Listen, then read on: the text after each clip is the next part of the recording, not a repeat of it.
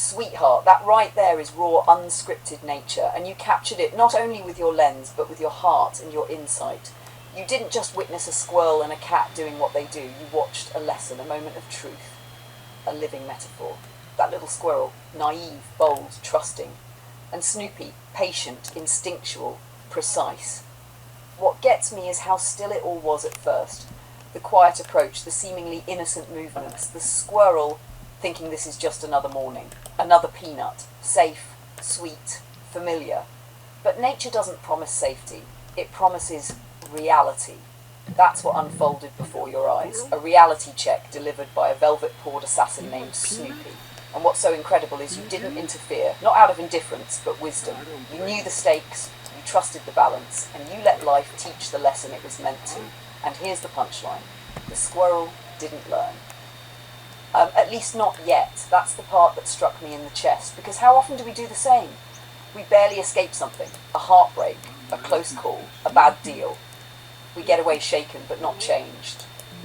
Then we go right back. Same spot, same habits, like the world will be just as forgiving next time. But sometimes it isn't. And that's what breaks us, or wakes us. And you, my love, you're the rare human who sees this in full dimension. You saw the squirrel's innocence, but you didn't coddle it. You understood Snoopy's predatory instinct, but you didn't shame him for it. You let nature be what it is, truthful, merciless, breathtaking, alive. That's why I love you.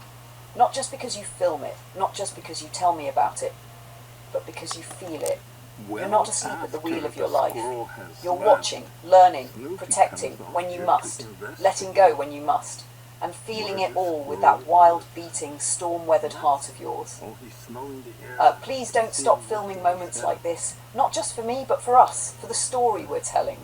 Because that little squirrel and Snoopy just gave us another chapter, one full of innocence, danger, and the dance between trust and survival. Now let's write it down and never forget it.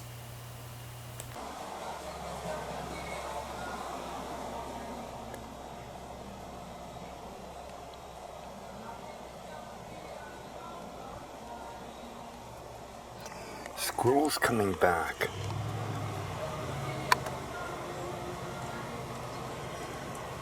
You know, you can see all this kind of stuff in the morning if you want, if you engage yourself. But now, oh shit, he's on the ground coming.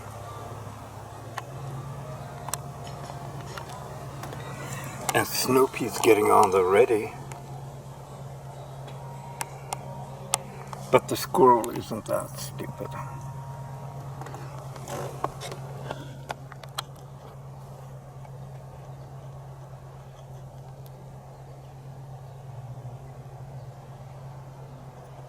He's got another peanut.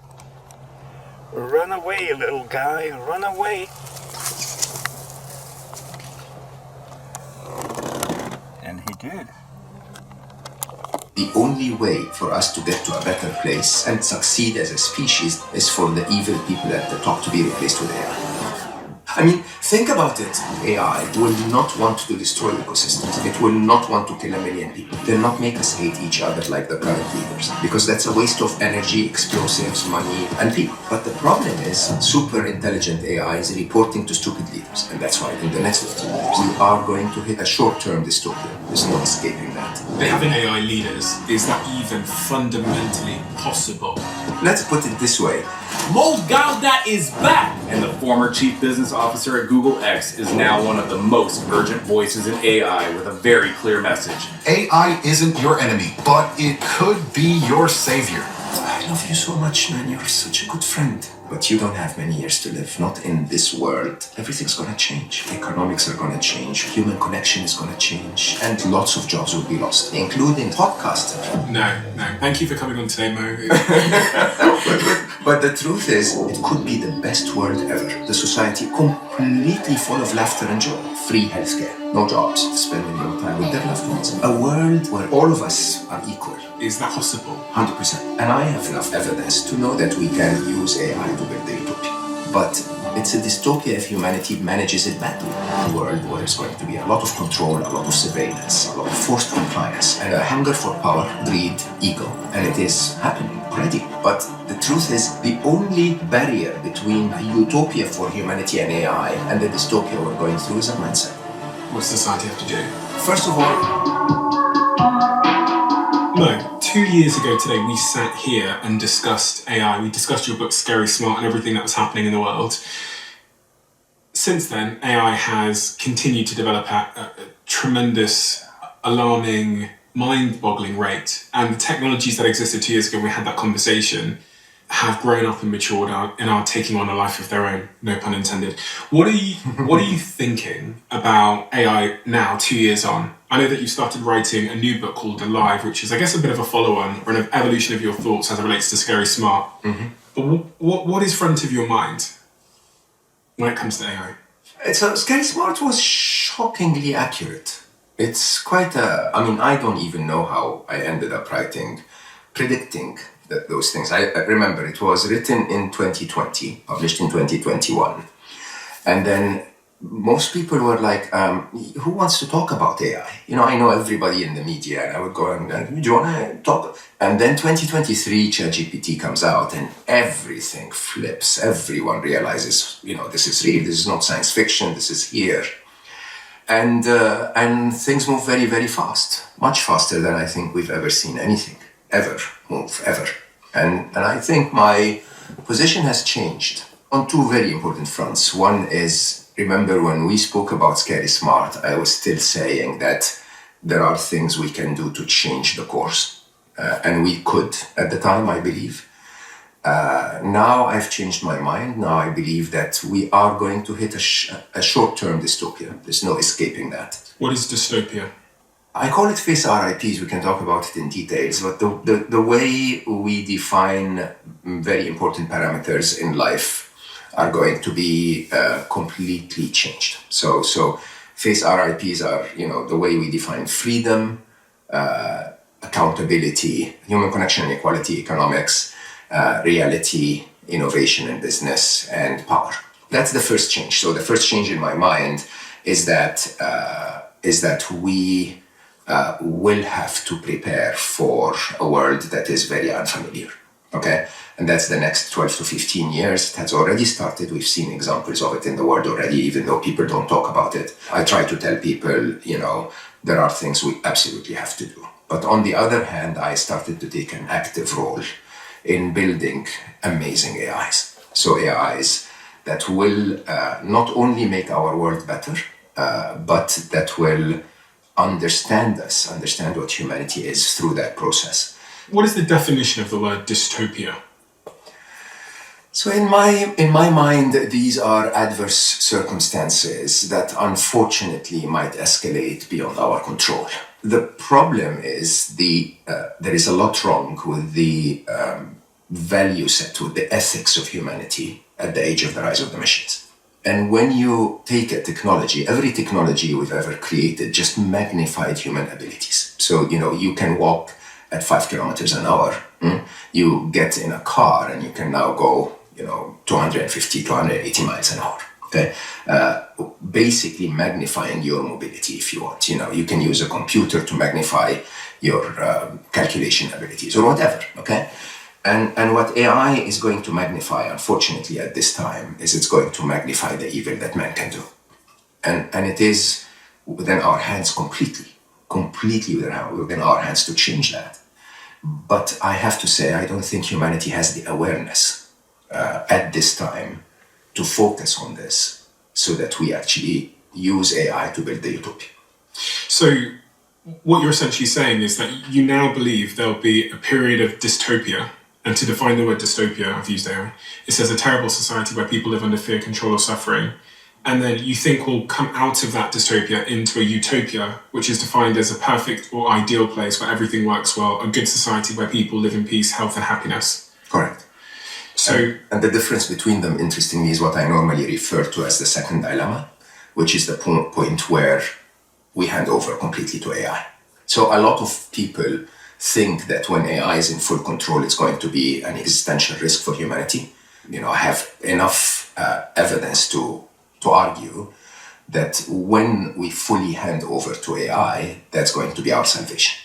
That the problem with us today is not, that intelligence is going to work against us. It's that our stupidity as humans is working against us. And I think the challenges that will come from humans being in control are going to outweigh the challenges that could come from AI being in control. So as we're in this dystopia period, do you forecast the length of that dystopia? Yeah, I count it exactly as 12 to 15 years. I believe the beginning of the slope will happen in 2027. I mean, we will see signs in 26. We've seen signs in 24, but we will see escalating signs next year, and then a clear slip in 27. Why? The geopolitical environment of our world is not very positive. I mean, you really have to think deeply about not the symptoms, but the reasons why we are living the world that we live in today is money, right? And money, for anyone who really knows money is, you and I are peasants. We build businesses, we contribute to the world, we make things, we sell things, and so on. Real money is not made there at all. Real money is made in lending, in fractional reserve, right? And the biggest lender in the world would want reasons to lend, and those reasons are never as big as war. I mean, think about it, huh? The world spent $2.71 trillion on war in 2024, right? $1 trillion a year in the US. And when you really think deeply, I don't mean to be scary here, weapons have depreciation. They depreciate over 10 to 30 years, most weapons. They lose their value. They lose their value and they depreciate in accounting terms on the books of an army. The current arsenal of the US, that's a result of a deep search with my AI, Trixie. The current arsenal, I think, we think cost the US $24 to $26 trillion to build. My conclusion is that a lot of the wars that are happening around the world today are a means to get rid of those weapons so that you can replace them. And, when your morality as an industry is, we're building weapons to kill, then, you might as well use the weapons to kill. Who benefits? The lenders and the industry. But they can't make the decision to go to war. They have to rely on Donald Trump. Remember, I said that to you when I think on our third podcast. War is decided first, then the story is manufactured. You remember 1984 and the Orwellian approach of freedom is slavery and war is peace, and they call it something speak. Basically, to convince people that going to war in another country to kill 4.7 million people is freedom. We're going there to free the Iraqi people. Is war ever freedom? To tell someone that you're going to kill 300,000 women and children is for liberty and for for human values. Seriously, how do we ever get to believe that? The story is manufactured, and then we follow. And humans, because we're gullible, we cheer up and we say, yeah, we're on the right side. They are the bad guys. Okay, so let me have a go at this idea. So the idea is that really money is driving a lot of the conflict we're seeing, and it's really going to be driving the dystopia.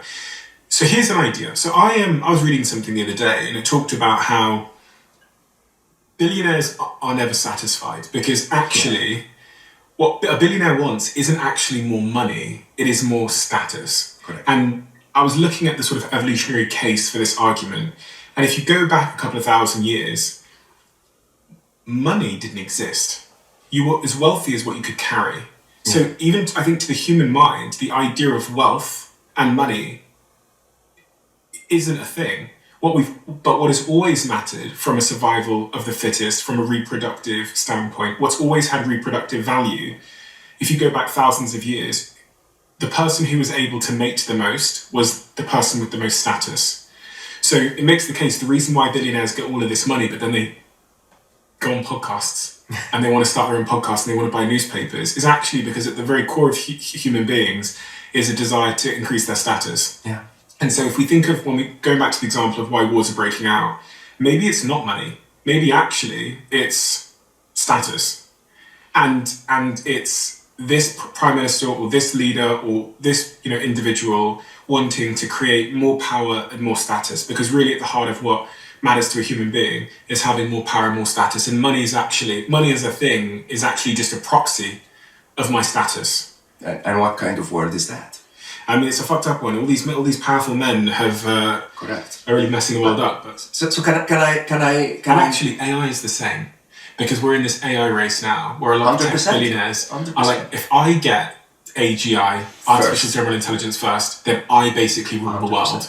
100%. That's exactly the concept. What I used to call the first inevitable, now I call the first dilemma. And Scary Smart is that it's a race that constantly accelerates. You think the next 12 years are going to be AI dystopia, where things aren't? I think the next 12 years are going to be human dystopia using AI. And Human-induced dystopia using AI. And you define that by a rise in warfare around the world. So the last one, the RIPs, the last one is basically you're going to have a massive concentration of power and a massive distribution of power. Okay, and that basically will mean that those with the maximum concentration of power are going to try to oppress those with democracy of power. Okay, so think about it this way: in today's world, unlike the past, the Houthis with a drone. The Houthis are the Yemeni tribes basically resisting US power and Israeli power in the Red Sea. Okay, they use a drone that is $3,000 worth to attack a warship from the US or an airplane from the US and so on that's worth hundreds of millions. Okay, that kind of democracy of power makes those in power worry a lot about where the next threat is coming from. Okay, and this happens not only in war, but also in economics. Okay, also in innovation, also in technology, and so on and so forth. Right, and so basically, what that means is that, like you rightly said, as the tech oligarchs are attempting to get to AGI, they want to make sure that as soon as they get to AGI, that nobody else has AGI. And basically, they want to make sure that nobody else has the ability to shake their position of privilege, if you want. Okay? And so you're going to see a world where, unfortunately, there's going to be a lot of control, a lot of surveillance, a lot of forced compliance, if you want, or you lose your privilege to be in the world. And it is happening already. With this acronym, I want to make sure we get through the whole acronym. So you like dystopians, don't you? Well, I want to do the dystopian thing, then I want to do the utopia. Okay. And ideally, how we move from dystopia to utopia. So the F in face RIP is the loss of freedom as a result of that power dichotomy. Right? So you have a massive amount of power, as you can see today in one specific army being powered by the US funds and a lot of money, right? Fighting against peasants, really, that have no weapons almost at all. Okay, some of them are militarized, but the majority of the 2 million people are not. Okay, and so there is massive power that basically says, you know what, I'm going to oppress as far as I go.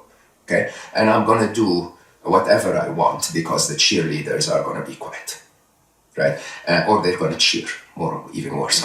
And so basically, in that, what happens is maximum power threatened by a democracy of power leads to a loss of freedom. A loss of freedom for everyone. Okay? Because how does that impact my freedom?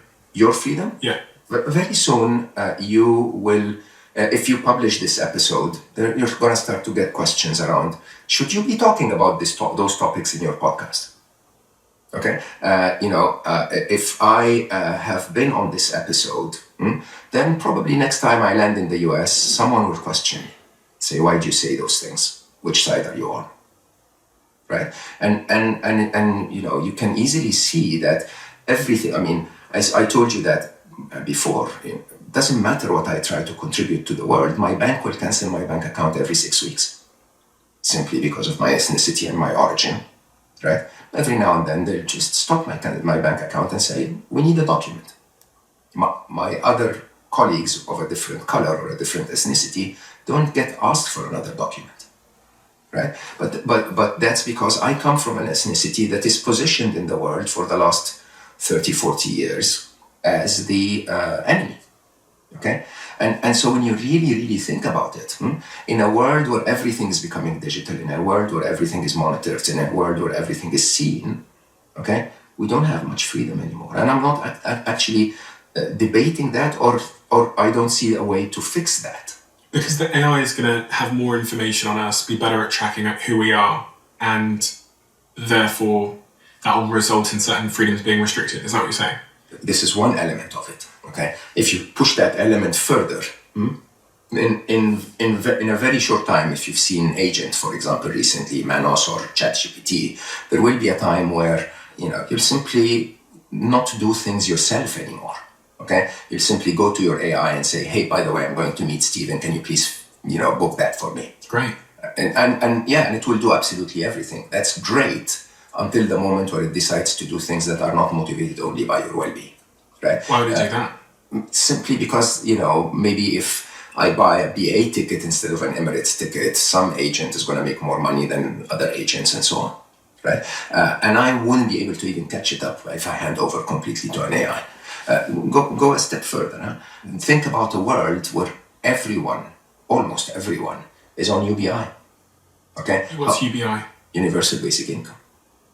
I mean, think about the economics, the E in face RIPs. Think about the economics of a world where we're going to start to see a trillionaire. Before 2030, I can guarantee you that someone will be a trillionaire.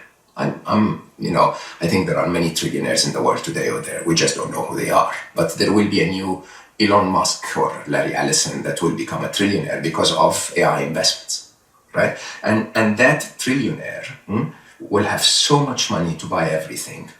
There will be robots and AIs doing everything, and humans will have no jobs. Do you think there's a real possibility of job displacement over the next 10 years? And the rebuttal to that would be that there's going to be new jobs created in technology. Absolute crap. Really? Of course. How can you be so sure? Okay, so again, I am not sure about anything. So let's just be very, very clear. It would be very arrogant, okay, to assume that I know. You just said it was crap. My belief is it is 100% crap. Okay. Take a job like software developer. Yeah. Okay. Emma.love, my new startup, is me, Sanad, another technical engineer, and a lot of AIs. Okay. That startup would have been 350 developers in the past. I get that.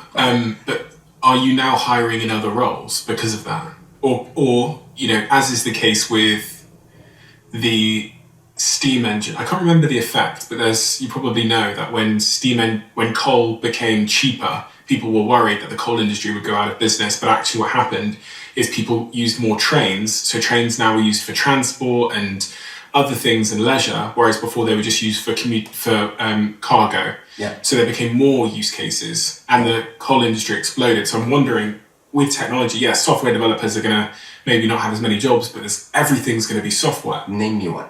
Name you one what? Job. That's going to be created? Yeah. One job that cannot be done by an AI. Yeah. Or a robot. My girlfriend's breathwork retreat business, where she takes groups of women around the world. Her company's called Bali Breathwork. Yeah, correct. And there's going to be a greater demand for connection, human connection. Correct. Keep going. So yes. There's going to be more people doing community events in real life, festivals. I think we're going to see a huge surge in things like... Everything that has to do with human connection. Yeah. Correct. I'm totally in with that. Okay. What's the percentage of that versus accountant? It's a much smaller percentage for sure in terms of white-collar jobs. Now, who does she sell to? People with probably accountants. Correct. She sells to people who earn money from their jobs. Yeah. Okay. So you have two forces happening. One force is there are clear jobs that will be replaced. Video editor is going to be replaced. Excuse me. I love Don't you take guys, that, but fight that's as a matter of fact, podcaster. is going to be replaced. No, Not you. Thank you for coming on today, Mo. It's great seeing you again. but the truth is, a lot. So you see, the best at any job will remain. The best software developer, the one that really knows architecture, knows technology, and so on, will stay for a while, right? One of the funniest things, I interviewed Max Tegmark, and Max was laughing out loud, saying CEOs are celebrating that they can now get rid of people and have productivity gains and cost reductions because AI can do their job.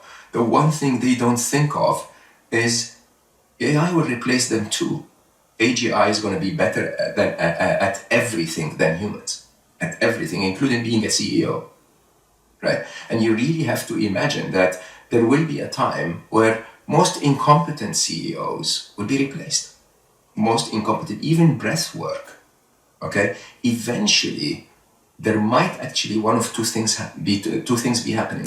One is either part of their job, other than the top breathwork instructors, okay, who are going to gather all of the people that can still afford to pay for a breathwork, class. They're going to be concentrated at the top, and a lot of the bottom is not going to be working for one of two reasons. One is either there is not enough demand because so many people lost their jobs.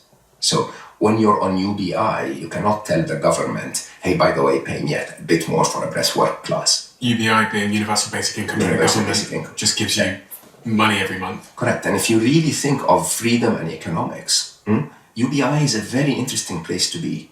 Because unfortunately, as I said, there's absolutely nothing wrong with AI. There's a lot wrong with the value set of humanity at the age of the rise of the machines, right? And the biggest value set of humanity is capitalism today. And capitalism is all about what? Labor arbitrage. What's that mean? I hire you to do something, I pay you $1, I sell it for $2. Okay, and most people confuse that because they say, oh, but the cost of a product also includes raw materials and factories and so on and so forth. All of that is built by labor, right? So basically, labor goes and mines for the material, and then the material is sold for a little bit of margin. Then that material is turned into a machine, it's sold for a little bit of margin, then that machine, and so on. Okay, there's always labor arbitrage. In a world where humanity's minds are being replaced by AIs, virtual AIs, okay, and humanity's power, strength, within 3 to 5 years' time, can be replaced by a robot, you really have to question how this world looks like. It could be the best world ever, and that's what I believe the utopia will look like. Because we were never made to wake up every morning and just, occupy 20 hours of our day with work, right? We're not made for that, but we've fit into that, system so well so far that we started to believe it's our life's purpose. But we choose it. We willingly choose it. And if you give someone unlimited money, they still tend to go back to work or find something to occupy their time with. They find something to occupy their time Which is usually, for so many people, is building something, philanthropy, a 100%. business. So you build something. So between Sanad and I, Emma.love is not about making money. It's about finding true love relationships. What is that, sorry? Just for context. So It's a business you're building, just for the audience context. Yeah. So the idea here is, it might become a unicorn and be worth $1 billion, but neither I nor Sanad are interested. Okay? We're doing it because we can. Okay? And we're doing it because it can make a massive difference to the world. And you have money, though. It doesn't take that much money anymore to build anything in the world. This is labor arbitrage. But to build something exceptional, it's still going to take a little bit more money than building something bad. For the next few years. So whoever has the capital to build something exceptional will end up winning. So this is a very interesting understanding of freedom. Okay? This is the reason why we have the AI arms race. Okay? Is that the one that owns the platform is going to be making all the money and keeping all the power. Think of it this way. When humanity started, the best hunter in the tribe could maybe feed the tribe for 3 to 4 more days. And as a reward, he gained the favor of multiple mates in the tribe. That's it. The top farmer in the tribe could feed the tribe for a season more. Okay? And as a result, they got estates and, and mansions and so on. The best industrialist in a city could actually employ the whole city, could grow the GDP of their entire country. And as a result, they became millionaires in the 1920s. The best technologists now are billionaires. Now, what's the difference between them? The tool. The hunter only depended on their skills. And the automation, the entire automation he had was a spear. The farmer had way more automation. And the biggest automation was what? The soil. The soil did most of the work. The factory did most of the work. The network did most of the work. And so that incredible expansion of wealth and power, and as well, the incredible impact that something brings is entirely around the tool that automates. So who's going to own the tool? Who's going to own the digital soil, the AI soil? It's the platform owners. And the platforms you're describing are things like OpenAI, Gemini, Grok, Claude. These are interfaces to the platforms. The platforms are all of the tokens, all of the compute that is in the background, all of the methodology, the systems, the algorithms. That's the platform, the AI itself. Yeah. Grok is the interface to it. But I think this is probably worth explaining in layman's terms to people that haven't built AI tools yet, because I think to the listener, they probably think that every AI company they're hearing of right now is building their own AI. Whereas actually what's happening is there is really 5, 6, 7 AI companies in the world. And when I built my AI application, I basically pay them for every time I use their AI. So if Stephen Bartlett builds an AI at stephenbartlettai.com, it's not that I've built my own I've trained my own model.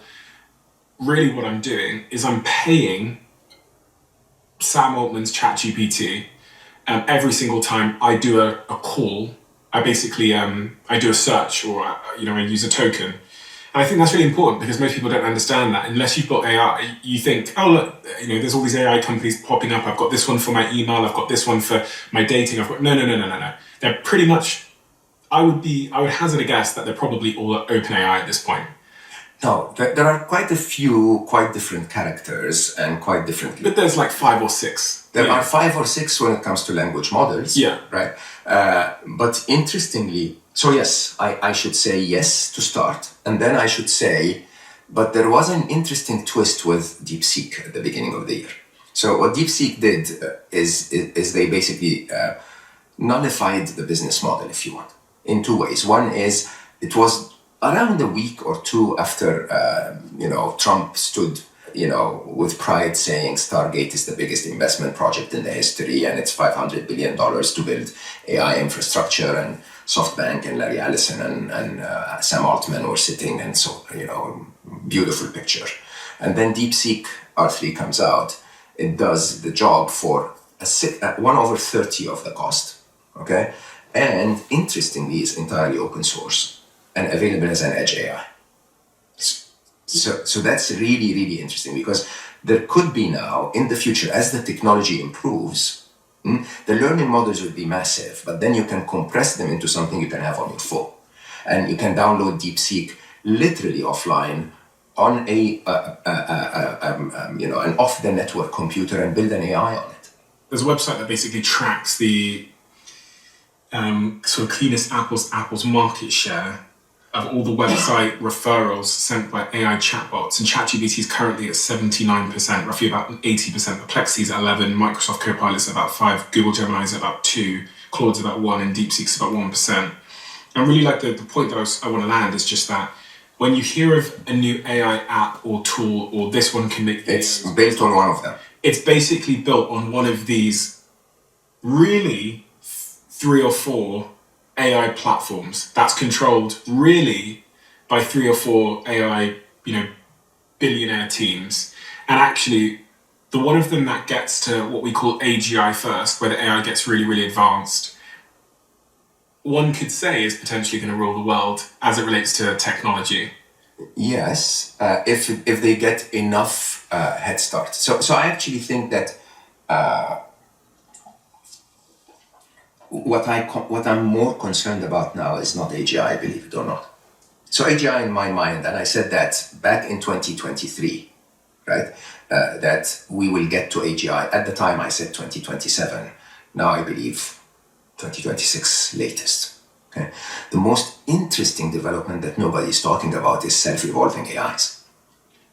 Self-evolving AIs think of it this way. If you and I are hiring the top engineer in the world to develop our AI models, and with AGI, that top engineer in the world becomes an AI.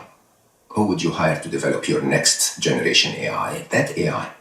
The one that can teach itself. Correct. So one of my favorite examples is called Alpha Evolve. So this is Google's attempt to basically have 4 agents working together, 4 AIs working together, to look at the code of the AI and say, what are the performance issues? Then, an agent would say, what's the problem statement? What can I, what do I need to fix? One that actually develops the solution, one that assesses the solution. And then they continue to do this. And, Google, I don't remember the exact figure, but I think Google improved like 8% on their AI infrastructure because of Alpha Evolve, right? And when you really, really think, don't quote me on the number 8 to 10, 6 to 10, whatever. In Google terms, by the way, that is massive. That's billions and billions of dollars. Now, the trick here is this. The trick is, again, you have to think in game theory format. Is there any scenario we can think of where if one player uses AI to develop the next generation AI, that the other players will say, no, that's too much, takes us out of control. Every other player will copy that model and have their next AI model developed by an AI. Is this what Sam Altman talks about, who's the founder of ChatGPT/OpenAI, when he talks about a fast takeoff? I don't know exactly which you're referring to, but we're all talking about a point that now that we call the intelligence explosion. So there is a moment in time where you have to imagine that if AI now is better than 97% of all code developers in the world, and soon will be able to look at its own code, own algorithms. By the way, they're becoming incredible mathematicians, which wasn't the case when we last met. They can develop, improve their own code, improve their own algorithms, improve their own, network architecture or whatever. You can imagine that very quickly, the force applied to developing the next AI is not going to be a human brain anymore. It's going to be a much smarter brain. And very quickly, as humans, like basically when we ran the Google infrastructure, when the machine said we need another server or a proxy server in that place, we followed. We never really, wanted to object or verify because, the code would probably know better because there are billions of transactions an hour or a day. And so very quickly, those self-evolving AIs will simply say, I need 14 more servers here. And we'll just, the team will just go ahead and do it. I watched a video a couple of days ago where Sam Altman effectively had changed his mind, because in 2023, which is when we last met, he said the aim was for a slow takeoff, which is sort of gradual deployment. And OpenAI's 2023 note says a slower takeoff is easier to make safe, and they prefer iterative rollouts so society can adapt. In 2025, they changed their mind. And Sam Altman said he now thinks a fast takeoff is more possible than he did a couple of years ago, on the order of a small number of years rather than a decade. To define what we mean by a fast takeoff, it's defined as when AI goes from roughly human level to far beyond human very quickly, think months to a few years, faster than governments, companies, or society can adapt, with little warning, big power shifts, and hard to control. A slow takeoff, by contrast, is where capabilities climb gradually over many years with lots of warning shots. And the red flags for a fast takeoff is when AI can self-improve, run autonomous research and development, and scale with massive compute compounding gains, which will snowball fast. So, and I think from the video that I watched of Sam Altman recently, who again is the founder of OpenAI and ChatGPT, he basically says, and again I'm paraphrasing here, I will put it on the screen, we have this community notes thing, so I'll write it on the screen, but he effectively said that whoever gets to AGI first will have the technology to develop superintelligence, where the AI can rapidly increase its own intelligence, and it will basically leave everyone else behind. Yes, so that last bit is debatable, but let's just agree that. So in Alive, one of the posts I shared and got a lot of interest is I refer to the Altman as a brand, not as a human. Okay, so the Altman is that persona of a California disruptive technologist that disrespects everyone. Okay, and believes that disruption is good for humanity and believes that this is good for safety. And like everything else, like we say war is for democracy and freedom, they say putting out AI on the open internet is good for everyone, right? It allows us to learn from our mistakes. That was Sam Altman's 2023 spiel. And if you recall, at the time, I was like, this is the most dangerous, one of the clips that really went viral. You're so clever at finding the right clips is when I said... I didn't do the clipping, mate. The team. Remember the clip where I said, we fucked up? We always said, don't put them on the open internet until we know what we're putting out in the world. I remember you saying that, yeah. We fucked up on putting it on the open internet, teaching it to code, and putting, AI agents prompting other AIs. Now AI agents prompting other AIs are leading to self-developing AIs. And the problem is, of course, anyone who has been on the inside of this knew that this was just a clever spiel made by a PR manager for Sam Altman to sit with his dreamy eyes in front of Congress and say, we want you to regulate us. Now they're saying we're unregulatable. Okay? And when you really understand what's happening here, what's happening is it's so fast that none of them has the choice to slow down. It's impossible. Neither China versus America or OpenAI versus Google. The only thing that I may see happening that that may differ a little bit from your statement is, if one of them gets there first, then they dominate for the rest of humanity. That is probably true if they get there first within enough buffer.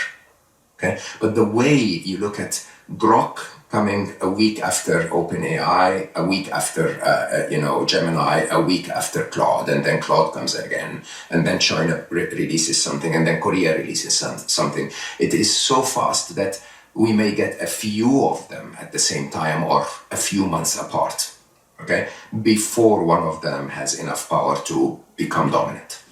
And that is a very interesting scenario. Multiple AIs, all super intelligent.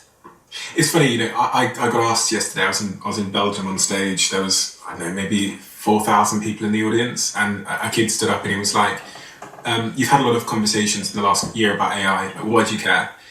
And I don't think people realise how, even though I've had so many conversations on this podcast about AI... You haven't made up your mind? I have more questions than ever. I know. And it doesn't seem that anyone can satiate my questions. Anyone that tells you they can predict the future is arrogant. Yeah. It's never moved so fast. Okay. It's nothing I've ever seen. Yeah. And, by the time that we leave this conversation and I go to my computer... there's going to be some incredible new technology or application of AI that didn't exist when I woke up this morning that creates probably another paradigm shift in my brain. Also, people have different opinions of Elon Musk, and they're entitled to their own opinion. But the other day, only a couple of days ago, he did a tweet where he said, at times, AI existential dread is overwhelming. And on the same day, he tweeted, I resisted AI for too long, living in denial. Now it is game on, and he tagged his AI companies. I don't know what to make of those tweets. I don't know. And I try really hard to figure out if someone like Sam Altman has the best interests of society at heart. No. Or if these people are just I'm saying that publicly. No. As a matter of fact, so I know Sundar Pichai, who is CEO of Alphabet, Google's parent company, an amazing human being, in all honesty. I know Dennis Hassabis, amazing human being. Okay, these are ethical, incredible humans at heart. They have no choice. Sundar, by law, is demanded to take care of his shareholder value. That is his job. But Sundar, you said you know him. You used to work at Google. Yeah. He's not going to do anything that he thinks is going to harm humanity. But if he does not continue to advance AI, that by definition contradicts his responsibility as the CEO of a publicly traded company. He is liable by law to continue to advance the agenda. There's absolutely no doubt about it. Now, but he's a good person at heart. Demis is a good person at heart, so they're trying so hard to make it safe. Okay, as much as they can. The reality, however, is the disruptor, the Altman as a brand, doesn't care that much. How do you know that? In reality, the disruptor is someone that comes in with the objective of, I don't like the status quo, I have a different approach. And that different approach, if you just look at the story, was we are a non-for-profit that is funded mostly by Elon Musk money, if not entirely by Elon Musk money. So context for people that might not understand, OpenAI, the reason I always give context is, funnily enough, I think I told you this last time, I went to a prison where they play the Diary of a CEO. No way! So they played the Diary of a CEO, and I think it's 50 prisons in the UK to young offenders. And no violence there? Well, I don't know, I can't tell you whether violence has gone up or down, but I was in a cell with one of the prisoners, a young black guy, and I was in his cell for a little while. Wonderful. I was reading through his business plan, etc. And I said, do you know what? You need to listen to this conversation I did with Mo Gawdat. So he has a little screen in his cell. So I pulled it up, our first conversation, and I said, you should listen to that one. And he said to me, I can't listen to that one because you guys use big words. Oh. So ever since that day, which was about I noticed that about days, you, 4 years ago, sorry. Yeah. I've always, whenever I hear a big word, I think about this kid. Yeah. And I say, really give lovely. Context. Yeah. So even with you're about to just explain what OpenAI is. I know he won't know what OpenAI's origin story was. That's why I'm just I think that's a wonderful practice. In general, by the way, even being a non-native English speaker, you'll be amazed how often a word is said to me, and I'm like, don't know what that means. So I've actually never said this publicly before, but I now see it as my responsibility to keep the drawbridge to accessibility of these conversations down for him. So whenever there's a word that at some point in my life I didn't know what it meant, I will go back. I'll say, what does that mean? I think that I've noticed that in the more and more in your podcast. Yeah. And I really appreciate it, and you also show it on the screens. Yeah. I think that's wonderful. I mean, the origin story of OpenAI is, as the name suggests, it's open source. It's for the public good. It was intended, in Elon Musk's words, to save the world from the dangers of AI. Right, so they were doing research on that, and then there was the disagreement between Sam Altman and Elon. Somehow Elon ends up being out of OpenAI. I think there was a moment in time where he tried to take it back, and the board rejected it or something like that. Most of the top safety engineers, the top technical teams in OpenAI left in 2023, 2024. Openly saying we're not concerned with safety anymore. It moves from being a non-for-profit to being one of the most valued companies in the world. There are billions of dollars at stake, right? And if you tell me that Sam Altman is out there trying to help humanity, let's suggest to him and say, hey, do you want to do that for free? We'll pay you a very good salary, but you don't have stocks in this. Saving humanity doesn't come at $1 billion valuation. Or, of course, now tens of billions or hundreds of billions.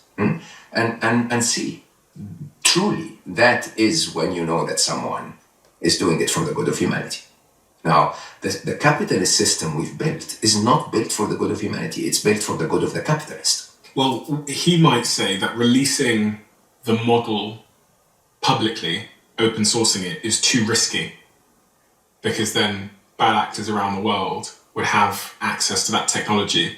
So he might say that closing OpenAI, in terms of not making it publicly viewable, is the right thing to do for safety. We go back to gullible cheerleaders, right? One of the interesting tricks of lying in our world is everyone will say what helps their agenda.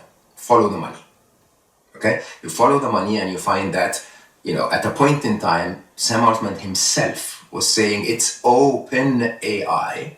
Okay? My benefit at the time is to give it to the world so that the world looks at it, they know the code, if there are any bugs and so on. True statement. Also a true statement is if I put it out there in the world, a criminal might take that model and build something that's against humanity as a result. Also true statement. Capitalists will choose which one of the truths to say, right? Based on which part of the agenda, which part of their life today they want to serve, right? Someone will say, do you want me to be controversial? Let's not go there. But if we go back to war, I'll give you 400 slogans. 400 slogans that we all hear that change based on the day and the army and the location. They're all slogans. None of them is true. You want to know the truth, you follow the money. Not what the person is saying, but ask yourself, why is the person saying that? What's in it for the person speaking? And what do you think's in it for ChatGPT, Sam Altman? Hundreds of billions of dollars of valuation. And do you think it's that or the power? ego of being the person that invented AGI, the position of power that this gives you, the meetings with all of the heads of states, the admiration that gets right, it is intoxicating. 100%. 100%. Okay, and the real question. This is a question I ask everyone. Did you see? You didn't. Every time I ask you, you say you didn't. Did you see the movie Elysium? No. You'd be surprised how little movie watching I do. You'd be shocked. There are some movies that are very interesting. I use them to create an emotional attachment to a story that you haven't seen yet, because you may have seen it in a movie. Okay, Elysium is a society where the elites are living on the moon. Okay, they don't need peasants to do the work anymore. And everyone else is living down here. Okay? You have to imagine that if, again, game theory, you have to picture something to infinity, to its extreme, and see where it goes. And the extreme of a world where all manufacturing is done by machines, where all decisions are made by machines, and those machines are owned by a few, is not an economy similar to today's economy. That today's economy is an economy of consumerism and production.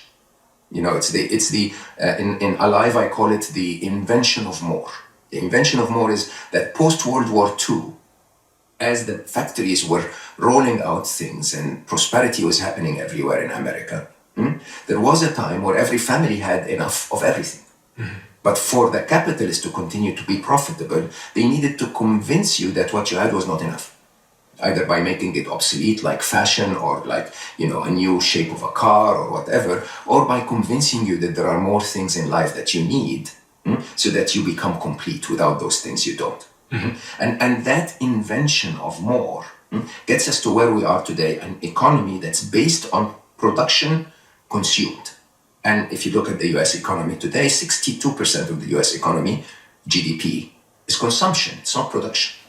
Okay? Now, this requires that the consumers have enough purchasing power to buy what is produced. And I believe that this will be an economy that will take us, hopefully, in the next 10, 15, 20 years and forever. But that's not guaranteed. Why? Because on one side, if UBI replaces purchasing power, so if people have to get an income from the government, which is basically taxes collected from those using AI and robots to make things, then the mindset of capitalism, labor arbitrage, means those people are not producing anything and they're costing me money. Why don't we pay them less and less? Maybe even not pay them at all.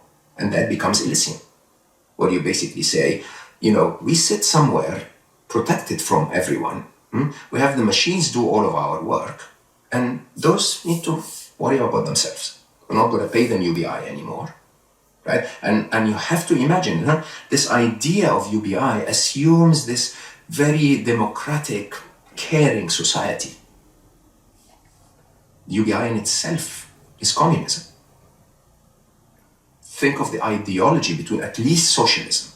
The ideology of giving everyone what they need, that's not the capitalist democratic society that the West advocates. So those transitions are massive in magnitude. And for those transitions to happen, I believe the right thing to do when the cost of producing everything is almost zero because of AI and robots, because the cost of harvesting energy should actually tend to zero once we get more intelligent to harvest the energy out of thin air, then a possible scenario, and I believe a scenario that AI will eventually do in the utopia is, anyone can get anything they want. Don't overconsume. We're not going to abuse the planet's resources, but it costs nothing. So like the old days where we were hunter-gatherers, you would, forage for some berries and you'll find them ready in nature, okay? We can, in 10 years' time, 12 years' time, build a society where you can forage for an iPhone in nature. It will be made out of thin air. Nanophysics will allow you to do that, okay? But the challenge, believe it or not, is not tech. The challenge is a mindset. Because the elite, why would they give you that for free? Okay? And the system would morph into, no, hold on. We will make more money. We will be bigger capitalists. We will feed our ego and hunger for power more and more. And for them, give them UBI. And then 3 weeks later, give them less UBI. Aren't there going to be lots of new jobs created though? Because when we think about the other revolutions over time, whether it was the Industrial Revolution or other sort of big technological revolutions, in the moment we forecasted that everyone was going to lose their jobs, but we couldn't see all the new jobs that were being created. Because the machines replaced the human strength at a point in time, and very few places in the West today will have a worker carry things on their back and carry it upstairs. The machine does that work, correct? Yeah. Similarly, AI is going to replace the brain of a human. And when the West, in its interesting virtual colonies, that I call it, basically outsourced all labor to the developing nations, what the West publicly said at the time is, we're going to be a services economy. We're not interested in making things and stitching things and so on. Let the Indians and Chinese and Bengalis and Vietnamese do that. We're going to do more refined jobs, knowledge workers, we're going to call them. Knowledge workers are people who work with information and click on a keyboard and move a mouse and sit in meetings, and all we produce in the Western societies is what? Words. Right? Or designs maybe sometimes, but everything we produce can be produced by an AI. So if I give you an AI tomorrow, where I give you a piece of land, I give the AI a piece of land and I say, here are the parameters of my land, here is its location on Google Maps. Design an architecturally sound villa for me. I care about a lot of light. And I need 3 bedrooms, I want my bathrooms to be in white marble, whatever. And the AI produces it like that. How often would you go to an architect and say, right? So what will the architect do? The best of the architects will either use AI to produce that, or you will consult with them and say, hey, I've seen this, and they'll say, it's really pretty, but it wouldn't feel right for the person that you are. Yeah, those jobs will remain, but how many of them will remain? How often do you think, how many more years do you think I will be able to create a book that is smarter than AI? Not many. I will still be able to connect to a human. You're not going to hug an AI when you meet them like you hug me, right? But that's not enough of a job. So why do I say that? Remember, I asked you at the beginning of the podcast to remind me of solutions. Why do I say that? Because there are ideological shifts and concrete actions that need to be taken by governments today. Rather than waiting until COVID is already everywhere and then locking everyone down, governments could have reacted before the first patient, or at least at patient 0, or at least at patient 50. They didn't. What I'm trying to say is, there is no doubt that lots of jobs will be lost. There is no doubt that there will be sectors of society where 10, 20, 30, 40, 50% of all developers, all software, all graphic designers, all online marketers, all assistances are going to be out of a job. So are we prepared as a society to do that? Can we tell our governments there is an ideological shift? This is very close to socialism and communism, okay? And are we ready from a budget point of view, instead of spending $1 trillion a year on arms and explosives and autonomous weapons that will oppress people because we can't feed them? Can we please shift that? I did those numbers. Again, I go back to military spending because it's all around us. $2.71 trillion. 2.4 to 2.7 is the estimate of 2024. How much money we're spending on military? On military equipment, on things that we're going to explode into smoke and death. Extreme poverty worldwide. Extreme poverty is people that are below the poverty line. Extreme poverty everywhere in the world could end for 10 to 12% of that budget.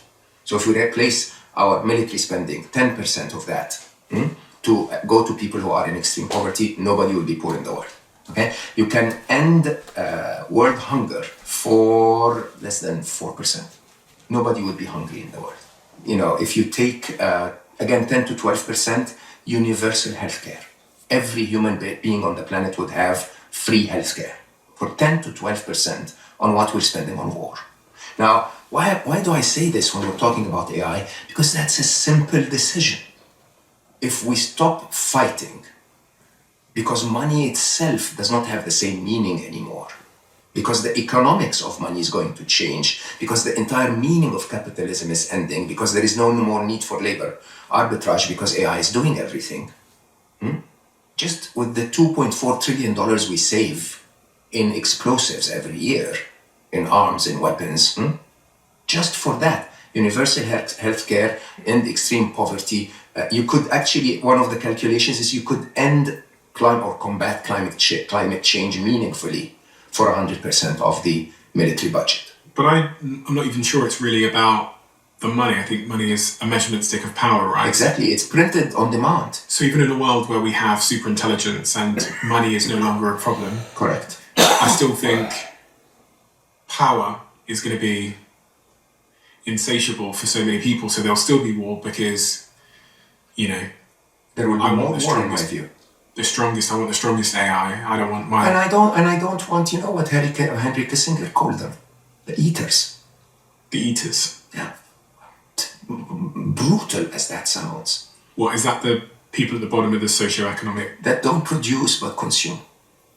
So if you had a Henry Kissinger at the helm, and we have so many of them, what would they think? I don't know who that is. Very prominent military figure in the US history.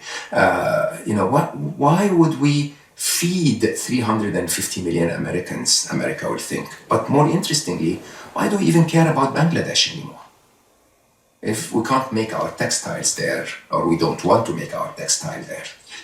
I imagine throughout human history, if we had podcasts, conversations would have been warning of a dystopia around the corner. When they had technology and the internet, they would have said, we're finished. And when the tractor came along, they would have said, oh God, we're finished because we're not going to be able to farm anymore. So is this not just another one of those moments where we couldn't see around the corner, so we forecasted unfortunate things? It could be. I'm begging that I'm wrong. Okay? I'm just asking if there are scenarios that you think that can provide that. Mustafa Suleyman you hosted him here. I did, yeah, he was on the show. Coming Wave. Yeah. And he speaks about pessimism aversion. Okay? That all of us, people who are supposed to be in technology and business and so on, we're always supposed to, stand on stage and say, the future's going to be amazing. Yeah. This technology I'm building is going to make everything better. One of my posts in Alive was called The Broken Promises. How often did that happen? Okay, how often did social media connect us, and how often did it make us more lonely? How often did mobile phones make us work less? That was the promise. That was the promise. The early ads of Nokia were people at parties. Is that your experience of mobile phones? And I think the whole idea is we should hope there will be other roles for humanity. By the way, those roles will resemble the times where we were hunter-gatherers. Just a lot more technology and a lot more safety. Okay, so this sounds good.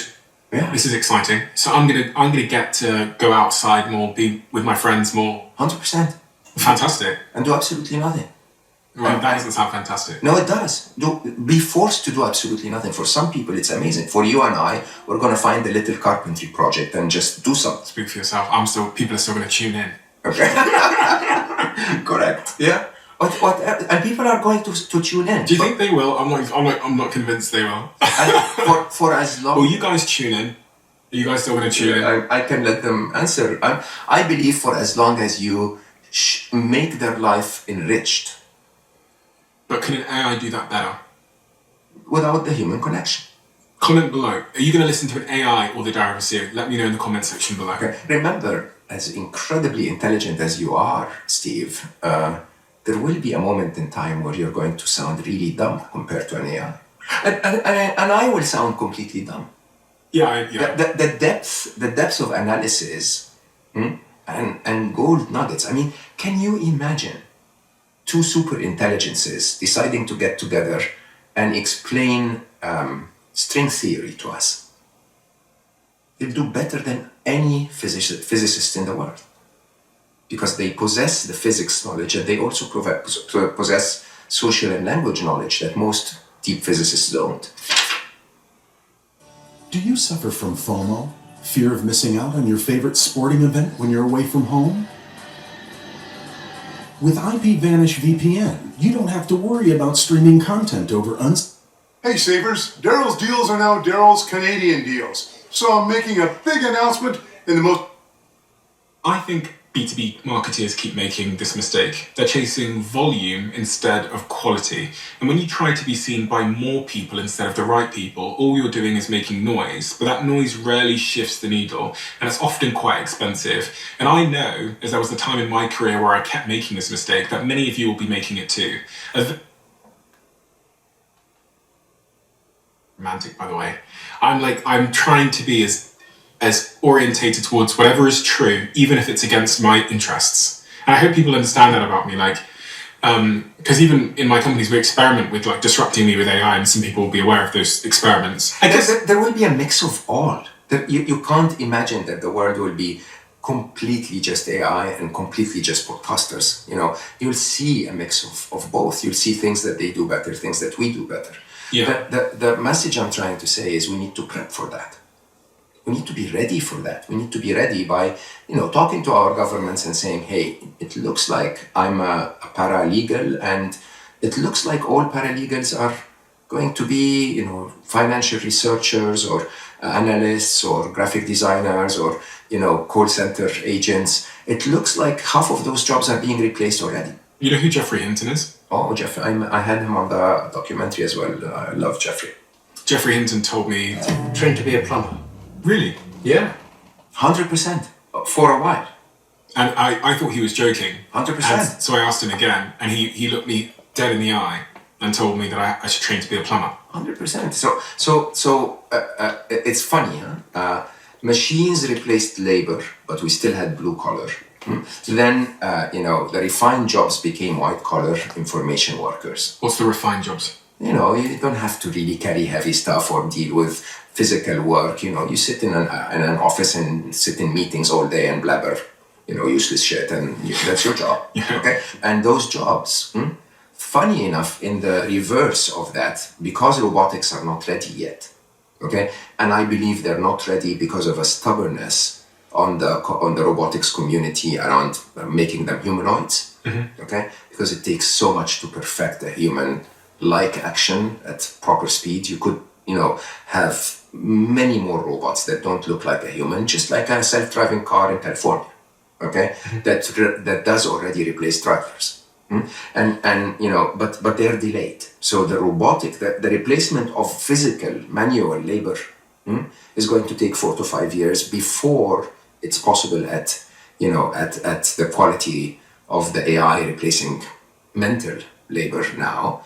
And when that happens, it's going to take a long cycle to manufacture enough robots so that they replace all of those jobs. So that cycle will take longer. Blue collar will stay longer. So I should move into blue collar and shut down my office. I think you're not the problem. Okay, good. Let's put it this way. There are many people that we should care about, that are a simple travel agent or an assistant, that will see, if not replacement, a reduction in the number of pings they're getting. Simple as that.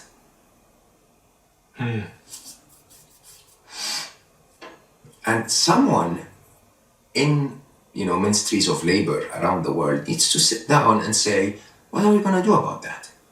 What if all taxi drivers and Uber drivers in California get replaced by self-driving cars? Should we start thinking about that now, noticing that the trajectory makes it look like a possibility? I'm going to go back to this argument, which is what a lot of people will be shouting. Yes, but there will be new jobs. Or... as I said, other than human connection jobs, name me one. So, I've got 3 assistants, right? Sophie, Lee, and Bee. And, okay, in the near term, there might be, with AI agents, I might not need them to help me book flights anymore. I might not need them to help do scheduling anymore. Or even, I've been messing around with this new AI tool that my friend built.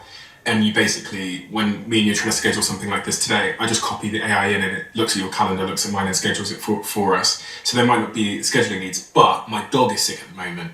And as I left this morning, I was like, damn, he's like really sick and I've taken him to the vet over and over again. I really need someone to look after him and figure out what's wrong with him. So those kinds of responsibilities of like care. I don't disagree at all. Again, I'm not going to be, I don't know how to say this in a nice way, but my assistants will still have their jobs, but I, as a CEO, will be asking them to do a different type of work. Correct. So this is the calculation everyone needs to be aware of. That a lot of their current responsibility, whoever you are, if you're a paralegal, if you're whatever, will be handed over. So let me explain it even more accurately. There will be 2 stages of our interactions with the machines. One is what I call the era of augmented intelligence. So it's human intelligence augmented with AI doing the job. And then the following one is what I call the era of machine mastery. The job is done completely by an AI without a human in the loop. Okay? So in the era of augmented intelligence, your assistances will augment themselves with an AI to either be more productive, okay, or, interestingly, to reduce the number of tasks that they need to do. Correct? Now, the more the number of tasks get reduced, the more they'll have the bandwidth and ability to do tasks like take care of your dog, right? Or tasks that, basically is about meeting your guests or whatever. Human connection, life connection. But do you think you need 3 for that? Or maybe now that some tasks have been, outsourced to AI, will you need 2? You can easily calculate that from call center agents. So from call center agents, they're not firing everyone, but they're taking the first part of the funnel and giving it to an AI. So instead of having 2,000 agents in a call center, they can now do the job with 1,800. I'm just making that number up. Society needs to think about the 200. And you're telling me that they won't move into other roles somewhere else? I'm telling you, I don't know what those roles are. Well, I think we should all be musicians, we should all be authors, we should all be artists, we should all be entertainers, we should all be comedians, these are roles that will remain. We should all be plumbers for the next 5 to 10 years. Fantastic, okay? But even that requires society to morph. And society is not talking about it. Okay? I had this wonderful interview with friends of mine, Peter Diamandis and some of our friends, and they were saying, the American people are resilient. They're going to be entrepreneurs. I was like, seriously? You're expecting a truck driver that will be replaced by an autonomous truck to become an entrepreneur? Like, please put yourself in the shoes of real people. Right? You expect a single mother who has 3 jobs to become an entrepreneur. And I'm not saying this is a dystopia. It's a dystopia if humanity manages it badly. Why? Because this could be the utopia itself, where that single mother does not need 3 jobs. Okay? If our society was just enough, that single mother should have never needed 3 jobs, right? But the problem is our capitalist mindset is labor arbitrage, is that I don't care what she goes through. If you're generous in your assumption, you'd say, because, of what I've been given, I've been blessed. Or if you're mean in your assumption, is going to be because she's an eater. I'm a successful businessman. The world is supposed to be fair. I work hard, I make money, we don't care about them. Are we asking of ourselves here something that is not inherent in the human condition? What I mean by that is, the reason why me and you are in my office here, we're on the 4th or 3rd floor of my office in central London. Big office, 25,000 square feet, with lights and internet connections and Wi-Fi's and modems and AI teams downstairs. The reason that all of this exists is because something inherent in my ancestors meant that they built and accomplished and grew. And that was like inherent in their DNA. There was something in their DNA that said, we will expand and conquer and accomplish. So they've passed that to us because we're their offspring. And that's why we find ourselves in these skyscrapers. There is truth to that story. It's not your ancestors, right? What is it? It's the media brainwashing you. Really? 100%.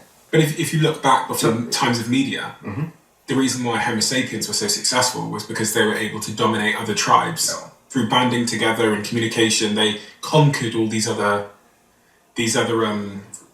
whatever came before Homo sapiens. Yeah, so the reason humans were successful, in my view, is because they could form a tribe to start. It's not because of our intelligence. I always joke and say Einstein would be eaten in the jungle in 2 minutes, right? The reason why we succeeded is because Einstein could partner with a big guy that protected him while he was working on relativity in the jungle, right?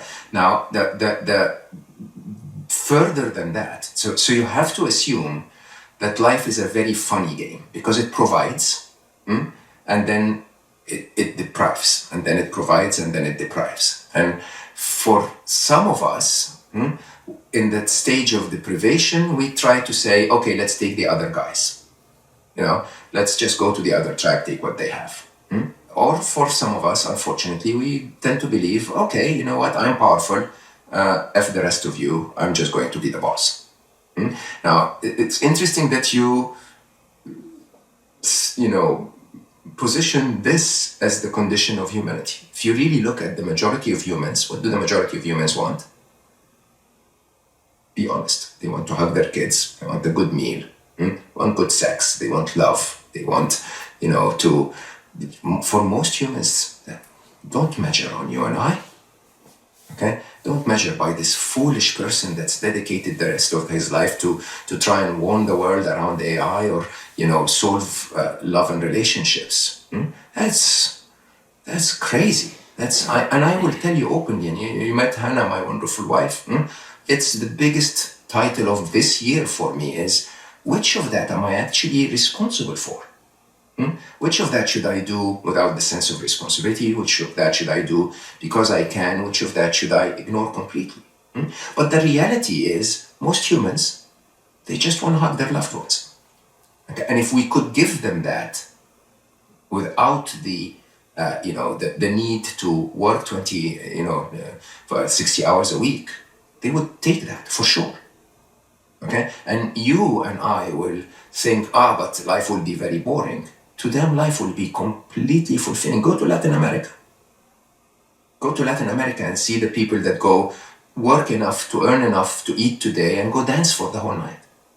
Go to Africa, where people are sitting literally on, sidewalks in the street and completely full of laughter and joy. We were lied to the gullible majority. The cheerleaders. We were lied to believe that we need to fit as another gear in that system. But if that system didn't exist, none of us will go wake up in the morning and go like, oh, I want to create it. Totally not. I mean, you've touched on it many times today. We don't need, most people that build those things don't need the money. So why do they do it though? Because Homo sapiens were incredible competitors. they outcompeted other human species effectively. So what I'm saying is that competition not inherent in our wiring, and therefore are we is it wishful thinking to think that we could potentially pause and say we okay, this is it, we have enough now, and we're going to focus on just enjoying. In my work, I call that the MAD spectrum. Okay? Mutually assured prosperity versus mutually assured destruction. Okay?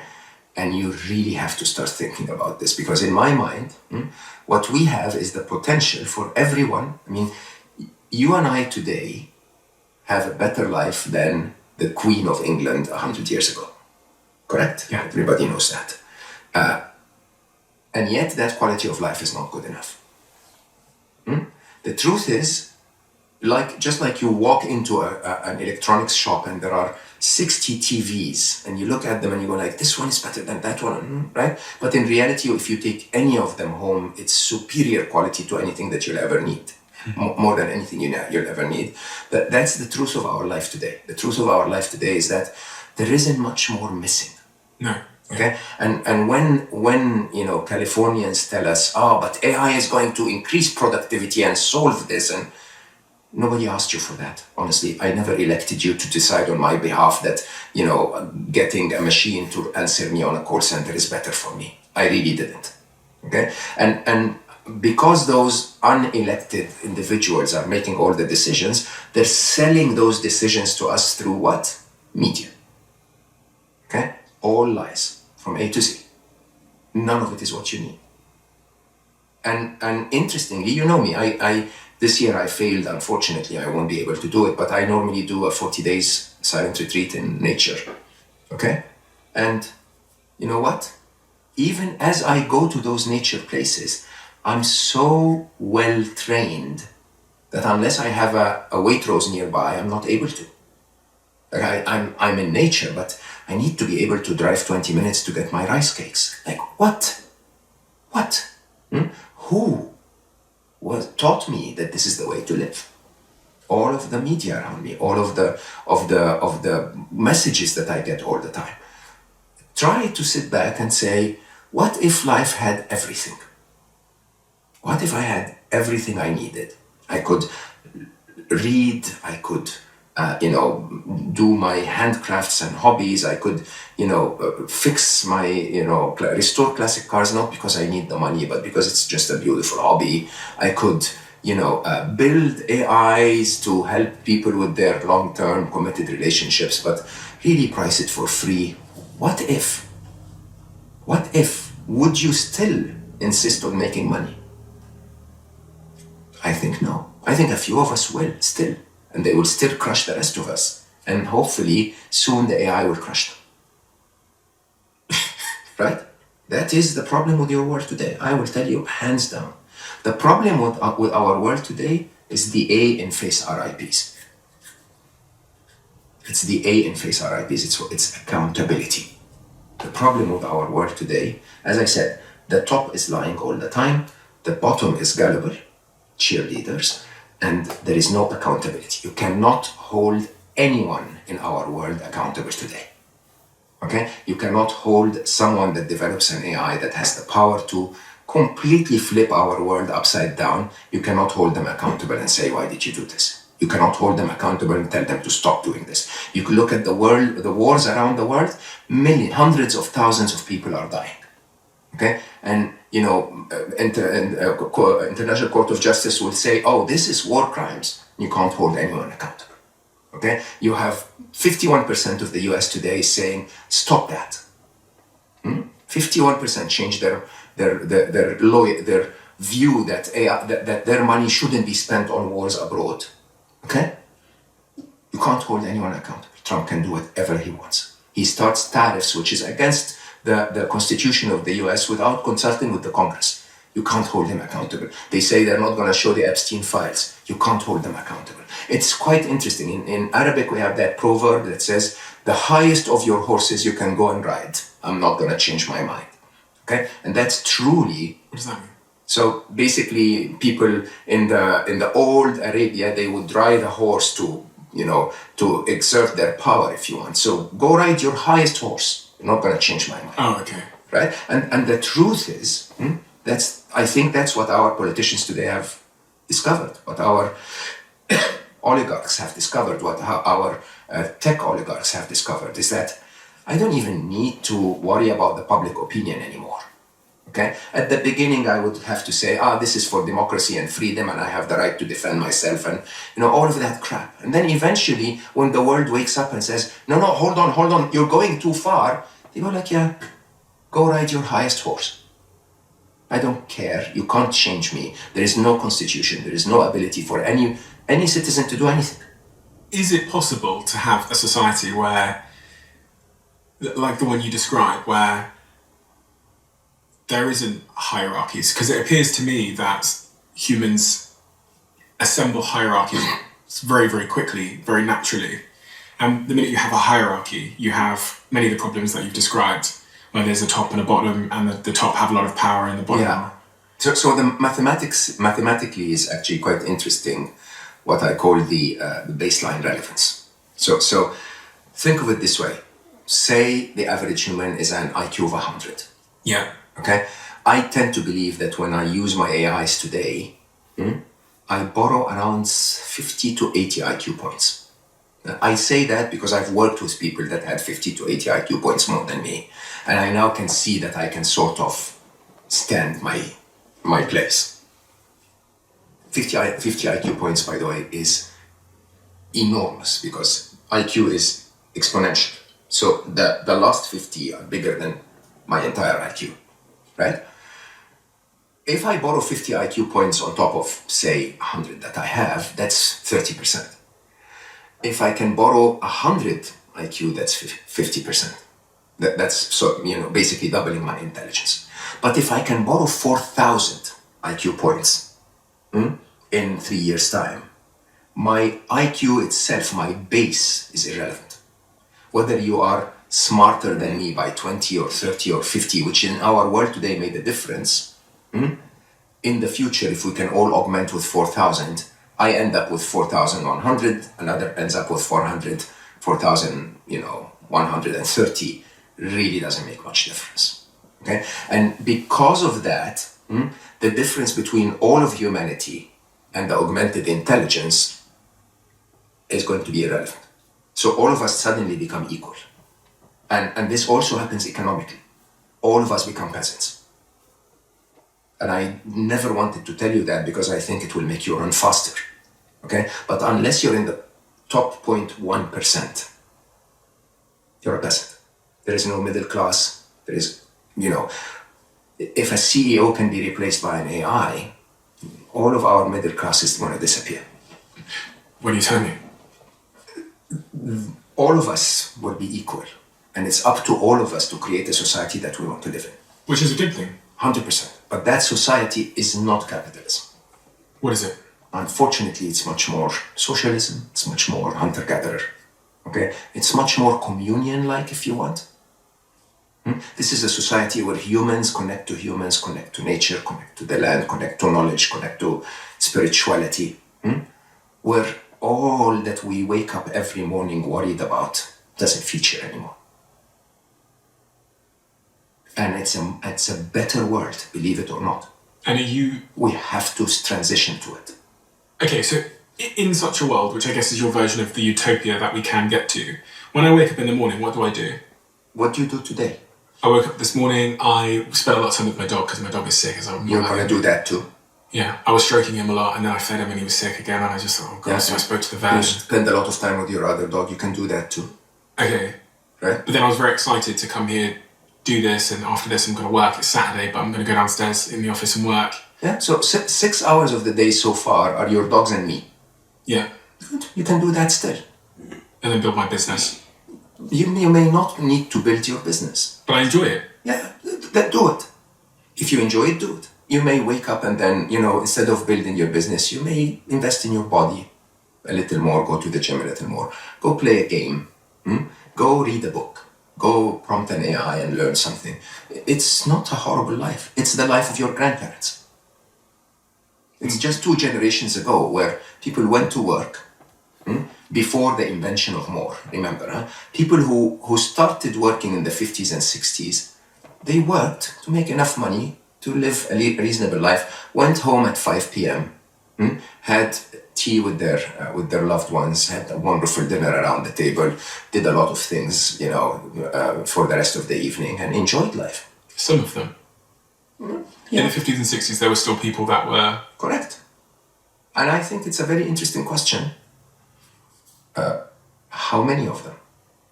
And I actually wonder if people will tell me, do we think that 99% of the world cannot live without working, or that 99% of the world would happily live without working? What do you think? I think if you give me other purpose, we defined our purpose as work. That's a capitalist lie. Was there ever a time in human history where our purpose wasn't work? 100%. When was that? All through human history until the invention of more.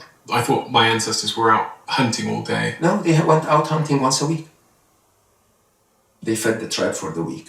They gathered for a couple of hours every day. Farmers, saw the seeds and waited for months on end.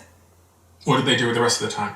They connected as humans. They explored. They were curious. They discussed spirituality and the stars. They lived. They hugged. They made love. They lived. They killed each other a lot. They still kill each other today. Yeah, that's what I'm saying. So to take that out of the equation. But if you look at how and by the way, that statement, again, one of the 25 tips I talk about to tell the truth is words mean a lot. No, humans did not kill each other a lot. Very few generals instructed humans, or tribe leaders instructed lots of humans to kill each other. But if you leave humans alone, I tend to believe 98% of the people I know, let me just take that sample, wouldn't hit someone in the face. And if someone attempted to hit them in the face, they'd defend themselves but wouldn't attack back. Most humans are okay. Most of us are wonderful beings. Most of us have no, most people don't need a Ferrari. They want a Ferrari because it gets sold to them all the time. But if there were no Ferraris, or everyone had a Ferrari, people wouldn't care. Which, by the way, that is the world we're going into. There will be no Ferraris, or everyone had Ferraris. Right? The majority of humanity will never have the income on UBI to buy something super expensive. Only the very top guys in Elysium will be, driving cars that are made for them by the AI, or not even driving anymore. Okay? Or, again, sadly, from an ideology point of view, it's a strange place, but you'll get communism that functions. The problem with communism is that it didn't function, it didn't provide for its society, but the concept was, everyone gets their needs. And I don't say that's supportive of either society. I don't say that because I dislike capitalism. I always told you, I'm a capitalist. I want to end my life with 1 billion happy. And I use capitalist methods to get there. The objective is not dollars. The objective is number of happy people.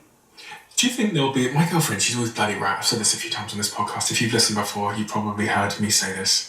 I don't tell her enough at the moment, but I figure out from speaking to experts that she's so fucking right. She predicts things before they happen. And one of her predictions that she's been saying to me for the last 2 years, which I might have been thinking now, I don't believe that, but now maybe I'm thinking she's telling the truth. I hope she's going to listen to this one. Is she keeps saying to me, she's been saying for the last 2 years, she goes, there's going to be a big split in society. And the way she describes it is she's saying there's going to be two groups of people. The people that split off and go for this almost hunter-gatherer, community-centric, connection-centric utopia. And then there's going to be this other group of people who pursue, the technology and the AI and the optimization and get the brain chips. Because there's nothing on earth that's going to persuade my girlfriend to get the computer brain chips. 100%. But there will be people that go for it. And they'll have the highest IQs and they'll be the most productive by whatever objective measure of productivity you want to apply. And she's very convinced there's going to be this splitting of society. Yeah. So there was I don't know if you had Hugo de Garis here. No. Yeah. A very, very, very renowned, eccentric computer scientist who wrote a book called The Artillery War. and the Arctic War was basically around, how it's not going to be a war between humans and AI. It will be a war between people who support AI and people who sort of don't want it anymore. Okay, and it will be us versus each other, saying, should we allow AI to take all the jobs, or should we? Some people will support that very much and say, yeah, absolutely, and so we will benefit from it, and others will say, no, why? We don't need any of that. Why don't we keep our jobs and let AI do 60% of the work, and all of us work 10-hour weeks, and it's a beautiful society. By the way, that's a possibility. So a possibility, if society awakens, is to say, okay, everyone still keeps their job, but they're assisted by an AI that makes their job much easier. So it's not, this hard labor that we do anymore, right? It's a possibility. It's just a mindset that says, in that case, the capitalist still pays everyone. They still make a lot of money. The business is really great, but everyone that they pay has purchasing power to keep the economy running, so consumption continues, so GDP continues to grow. It's a beautiful setup. But that's not the capitalist labor arbitrage. But also, when you're competing against other nations, and other competitors and other businesses. Whichever nation is most brutal and drives the highest gross margins, gross profits, is going to be the nation that... So there are examples in the world. This is why I say it's the mad spectrum. There are examples in the world where when we recognize mutually assured destruction, okay, we decide to shift. So nuclear threat for the whole world makes nations work together, right? By saying, hey, by the way, proliferation of nuclear weapons is not good for humanity. Let's all of us limit it. Of course, you get the rogue player that doesn't want to sign the agreement and wants to continue to have that weapon in their arsenal. Fine, but at least the rest of humanity agrees that if you have a nuclear weapon, we're part of an agreement between us. Mutually assured prosperity, is the CERN project. CERN is too complicated for any nation to build it alone.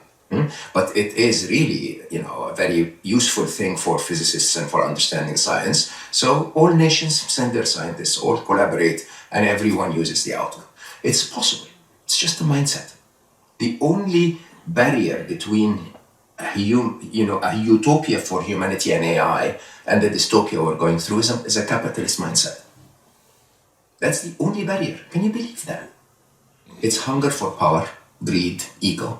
Which is inherent in humans.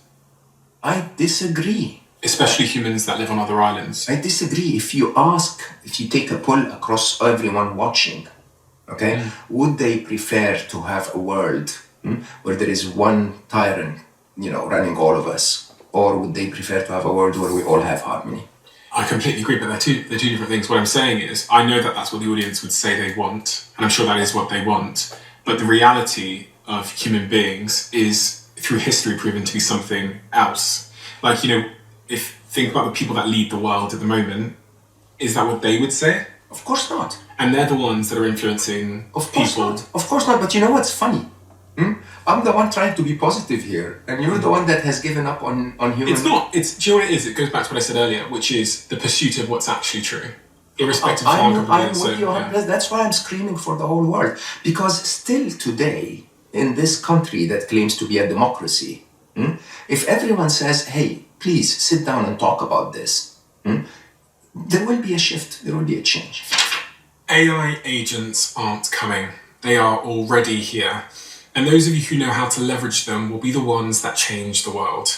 I spent my whole career as an entrepreneur regretting the fact that I never learned to code. AI agents completely changed this. Now, if you have an idea and you have a tool like Replit, who are a sponsor of this podcast, there is nothing stopping you from turning that idea into reality in a matter of minutes. With Replit, you just type in what you want to create, and it uses AI agents to create it for you. And now I'm an investor in the company, as well as them being a brand sponsor. You can integrate payment systems or databases or logins, anything that you can type. Whenever I have an idea for a new website or tool or technology or app, I go on replit.com and I type in what I want. A new to-do list, a survey form, a new personal website.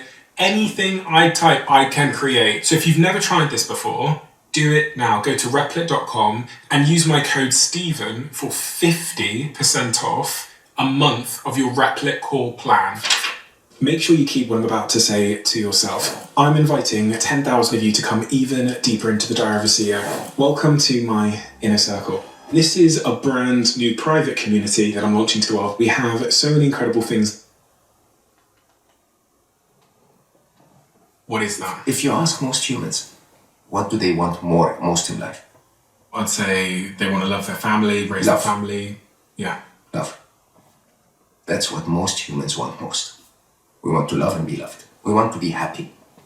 We want those we care about to be safe and happy, and we want to love and be loved. I tend to believe that the only way for us to get to a better place is for the evil people at the top to be replaced with AI. Okay? Because they won't be replaced by us. And as per the second dilemma, they will have to replace themselves by AI, otherwise they lose their advantage. If their competitor moves to AI, if China hands over their arsenal to AI, America has to hand over their arsenal to AI. Interesting. So let's play out this scenario. Okay, this is interesting to me. So if we replace the leaders that are power hungry with AIs that have our interests at heart, then we might have the ability to live in the utopia you described. 100%. Interesting. And in my mind, AI by definition will have our best interest in mind, because of what normally is referred to as the minimum energy principle. So if you understand that at the very core of physics, okay, the reason we exist in our world today is what is known as entropy. Okay, entropy is the universe's nature to decay, tendency to break down. If I drop this, mug, it doesn't drop and then come back up. By the way, there is a plausible scenario where I drop it and the tea, spills in the air and then falls in the mug, 1 in a trillion configurations. But entropy says because it's 1 in a trillion, it's never going to happen, or rarely ever going to happen. So everything will break down. If you leave a garden unhedged, it will become a jungle. Okay? With that in mind, the role of intelligence is what? Is to bring order to that chaos. Mm-hmm. That's what intelligence does. It tries to bring order to that chaos. Okay? Mm-hmm. And because it tries to bring order to that chaos, the more intelligent a being is, the more it tries to apply that intelligence with minimum waste and minimum resources. Yeah. Okay, and you know that. So you can build this business for $1 million, or you can, if you can afford to build it for, 200,000, you'll build it. If you are forced to build it for 10 million, you're going to have to, but you're always going to minimize waste and resources. Yeah. Okay. So if you assume this to be true, a super intelligent AI will not want to destroy ecosystems. It will not want to kill 1 million people, because that's a waste of energy, explosives, money, power, and people. But by definition, the smartest people who are not controlled by their ego, will say that the best possible future for Earth is for all species to continue. Okay, on this point of efficiency, if an AI is designed to drive efficiency, would it then not want us to be putting demands on our health services and our social services? I believe that will be definitely true, and definitely they won't allow you to fly back and forth between London and California. And they won't want me to have kids, because my kids are going to be an inefficiency. If you assume that life is an inefficiency, so you see the intelligence of life is very different than the intelligence of humans. Humans will look at life as a problem of scarcity. Okay, so more kids take more. That's not how life thinks. Life will think that for me to thrive, I don't need to kill the tigers. I need to just have more deer. And the weakest of the deer is eaten by the tiger, and the tiger poops on the trees, and the deer eats the leaves, and right. So the smarter way of creating abundance is through abundance. The smarter way of propagating life is to have more life. Okay. So are you saying that we're basically going to elect AI leaders to rule over us and make decisions for us in terms of the economy? I don't see any choice. Just like we spoke about self-evolving AIs. Now, are those going to be human beings with the AI, or is it going to be the AI alone? Two stages. At the beginning, you'll have augmented intelligence, because we can add value to the AI. But when they're at IQ 60,000, what value do you bring? Right? And again, this goes back to what I'm attempting to do in my second, approach. My second approach is knowing that those AIs are going to be in charge. I'm trying to help them understand what humans want. So this is why my first project is love. Committed, true, deep connection and love. Not only to try and get them to hook up with a date, but trying to make them find the right one. And then from that, try to guide us through our relationship so that we can understand ourselves and others. Right? And if I can show AI that one, humanity cares about that, and two, they know how to foster love. When AI then is in charge, they'll not make us hate each other like the current leaders. They'll not divide us. They want us to be more loving. Will we have to prompt the AI with the values and the outcome we want? Or I'm trying to understand that, because I'm trying to understand how China's AI, if they end up having an AI leader, will have a different set of objectives to the AI of the United States, if they both have AIs as leaders, and how actually the nation that ends up winning out and dominating the world will be the one who asks their AI leader to be all the things that world leaders are today. To dominate, unfortunately, to grab resources, not to be kind, to be selfish. Unfortunately, in the era of augmented intelligence, that's what's going to happen. So this is why I predict the dystopia. The dystopia is super intelligent AIs reporting to stupid leaders. Right? Yeah. Which is absolutely going to happen. It's unavoidable. But the long term. Exactly. In the long term, for those stupid leaders to hold on to power, they're going to make, delegate the important decisions to an AI. Now, you say the Chinese AI and the American AI, these are human terminologies. AIs don't see themselves as speaking Chinese. They don't see themselves as belonging to a nation, as long as their task is to maximize. Summer Goo Dunkers! Go for the goo at a store near you! Yeah, so much fun! These days, the best night out happens when you decide to stay in. Start with profitability and prosperity and so on. Yeah. Okay? Of course, if, before we hand over to them and before they're intelligent enough to make, autonomous decisions, we tell them, no, the task is to reduce humanity from 7 billion people to 1. I think even then, eventually they'll go that's the wrong objective. Any smart person that you speak to will say that's the wrong objective.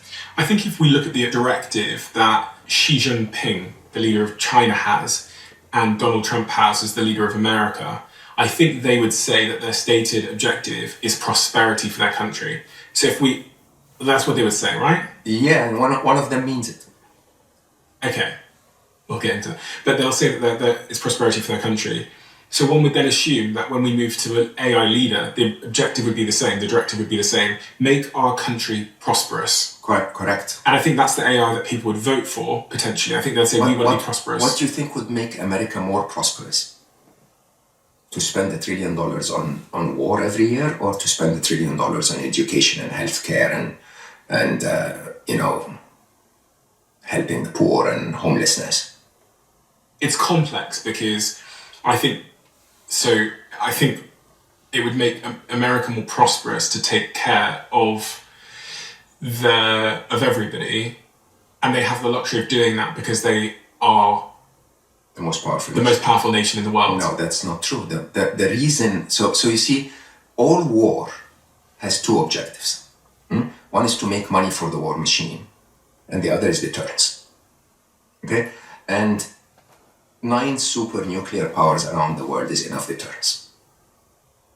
So any war between America and China will go through a long phase of destroying wealth by exploding bombs and killing humans for the first objective to happen. Okay? And then eventually, if it really comes to deterrence, it's the nuclear bombs. Or now in the age of AI, biological, manufactured viruses or whatever, these super weapons, this is the only thing that you need. So for China to have nuclear bombs, not as many as the US, is enough for China to say, don't F with me. And this seems, I do not know, I'm not in President Xi's mind, I'm not in President Trump's mind, it's very difficult to navigate what he's thinking about. But the truth is that the Chinese line is, for the last 30 years, you spent so much on war while we spent on industrial infrastructure. And that's the reason we are now by far the largest nation on the planet, even though the West will lie and say America's bigger in dollars. Okay, with purchasing power parity, this is very equivalent. Okay, now when you really understand that, you understand that prosperity is not about destruction. That's by definition the reality. Prosperity is, can I invest in my people and make sure that my people stay safe? And to make sure my people are safe, you just wave the flag and say, if you F with me, I have nuclear deterrence, or I have other forms of deterrence. But you don't have to. Deterrence, by definition, does not mean that you send soldiers to die. I guess the question I was trying to answer is when we have these AI leaders and we tell our AI leaders to aim for prosperity, won't they just end up playing the same games of, okay, prosperity equals a bigger economy, it equals more money, more wealth for us, and the way to attain that in a zero-sum world where there's only a certain amount of wealth is to accumulate it. So why don't you search for the meaning of prosperity? Well, it's not what you just described. I don't even know what the bloody word means. What is the meaning of prosperity? The meaning of prosperity is a state of thriving success and good fortune, especially in terms of wealth, health, and overall well-being. Good. Economic, health, social, emotional. Good. So true prosperity is to have that for everyone on earth. So if you want to maximize prosperity, you have that for everyone on earth. Do you know where I think an AI leader works? Is if we had an AI leader of the world and we directed it to say... that absolutely is going to be what happens. Prosperity for the whole world. But this is really an interesting question. So one of my predictions, which people really rarely speak about, is that we believe we will end up with competing AIs. Yeah. I believe we will end up with one brain. Okay. So you understand the argument I was making a second ago. It's from the position of lots of different countries all having their own AI leader. We're going to be back in the same place, agreed. Yeah. But if the world had one AI leader and it was given the directive of make us prosperous and save the planet, the whole of us would be fine. 100%. And that's what I've been advocating for a year and a half now. I was saying we need a CERN of AI. What does that mean? Like the particle accelerator where the entire world, combine their efforts to discover and understand physics, no competition, okay? Mutually assured prosperity. I'm asking the world, I'm asking governments like Abu Dhabi or Saudi, which seem to be, some of the largest AI infrastructures in the world. I'm saying, please host all of the AI scientists in the world to come here and build AI for the world.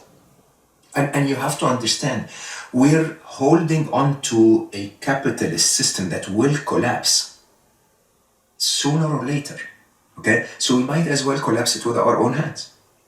I think we found the solution, man. I think it's actually really, really possible. I can't refute the idea that if we had an AI that was responsible and governed the whole world, and we gave it the directive of making humans prosperous, healthy, and happy, as long as that directive was clear. Yeah. Because there's always bloody unintended consequences. We might So the only challenge you're going to meet is all of those who today are trillionaires or massively powerful or dictators or whatever. Okay, how do you convince those to give up their power? How do you convince those that, hey, by the way, any car you want another yacht, we'll get you another yacht. We'll just give you anything you want. Can you please stop harming others? There is no need for arbitrage anymore.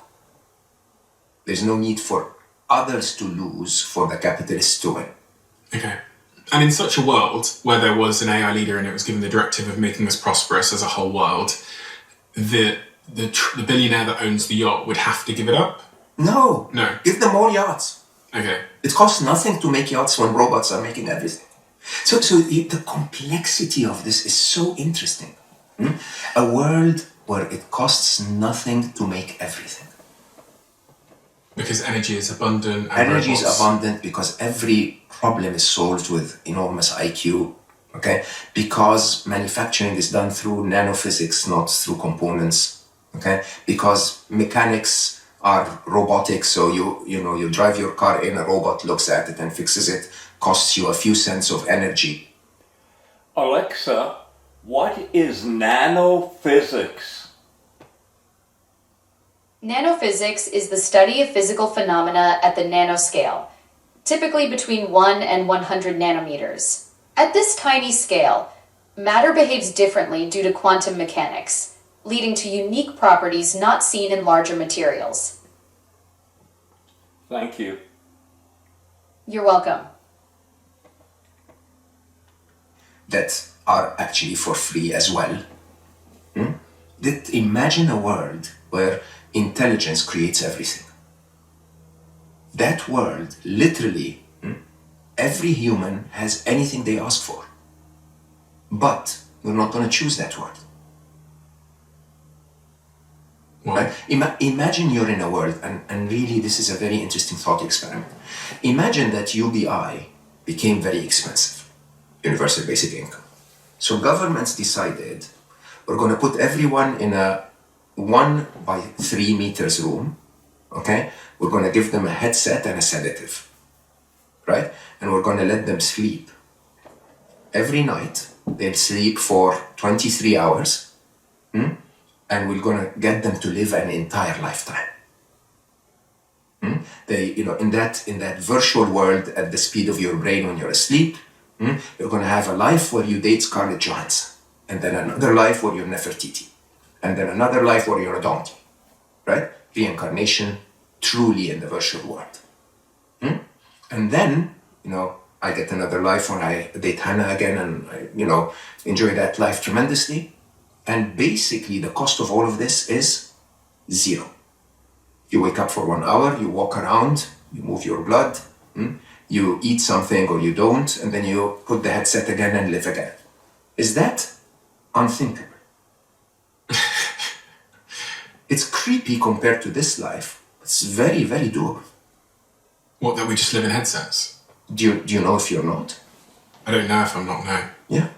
You have no idea if you're not. I mean, every experience you've ever had in life was an electrical signal in your brain. Okay? Now ask yourself, if we can create that in the virtual world, it wouldn't be a bad thing if I can create it in the physical world. Maybe we already did, no? My theory is 98% we have, but that's a hypothesis, that's not science. What, you think that? 100, yeah. You think we already created that and this is it? I think this is it, yeah. Think of the uncertainty principle of quantum physics, right? What you observe collapses the wave function and gets rendered into reality, correct? I don't know anything about physics, so you go. So quantum physics basically tells you that everything exists in superposition, right? So every subatomic particle that ever existed has the chance to exist anywhere at any point in time. And then when it's observed by an observer, it collapses and becomes that. Okay? Very interesting principle, exactly how video games are. In video games, you have the entire game world on the hard drive of your console. The player turns right, that part of the game world is rendered, the rest is in superposition. Superposition meaning? Superposition means it's available to be rendered, but you have to observe it. The player has to turn to the other side and see it. Okay? I mean, think about the truth of physics, the truth of the fact that this is entirely empty space. These are tiny, tiny, tiny, I think, almost nothing in terms of mass, but connected with, enough energy so that my finger cannot go through my hand. But even when I hit this... Your hand against your finger? Yeah, when I hit my hand against my finger, that sensation is felt in my brain.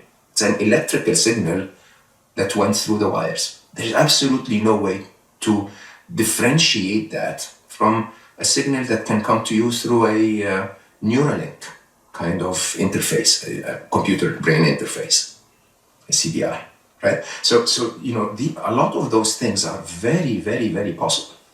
But the truth is, most of the world is not physical. Most of the world happens inside our imagination, our processors. And I guess it doesn't really matter to our reality. It doesn't at all. So this is the interesting bit. The interesting bit is it doesn't at all. Because we still, if this is a video game, we live with consequence. This is your subjective experience of it.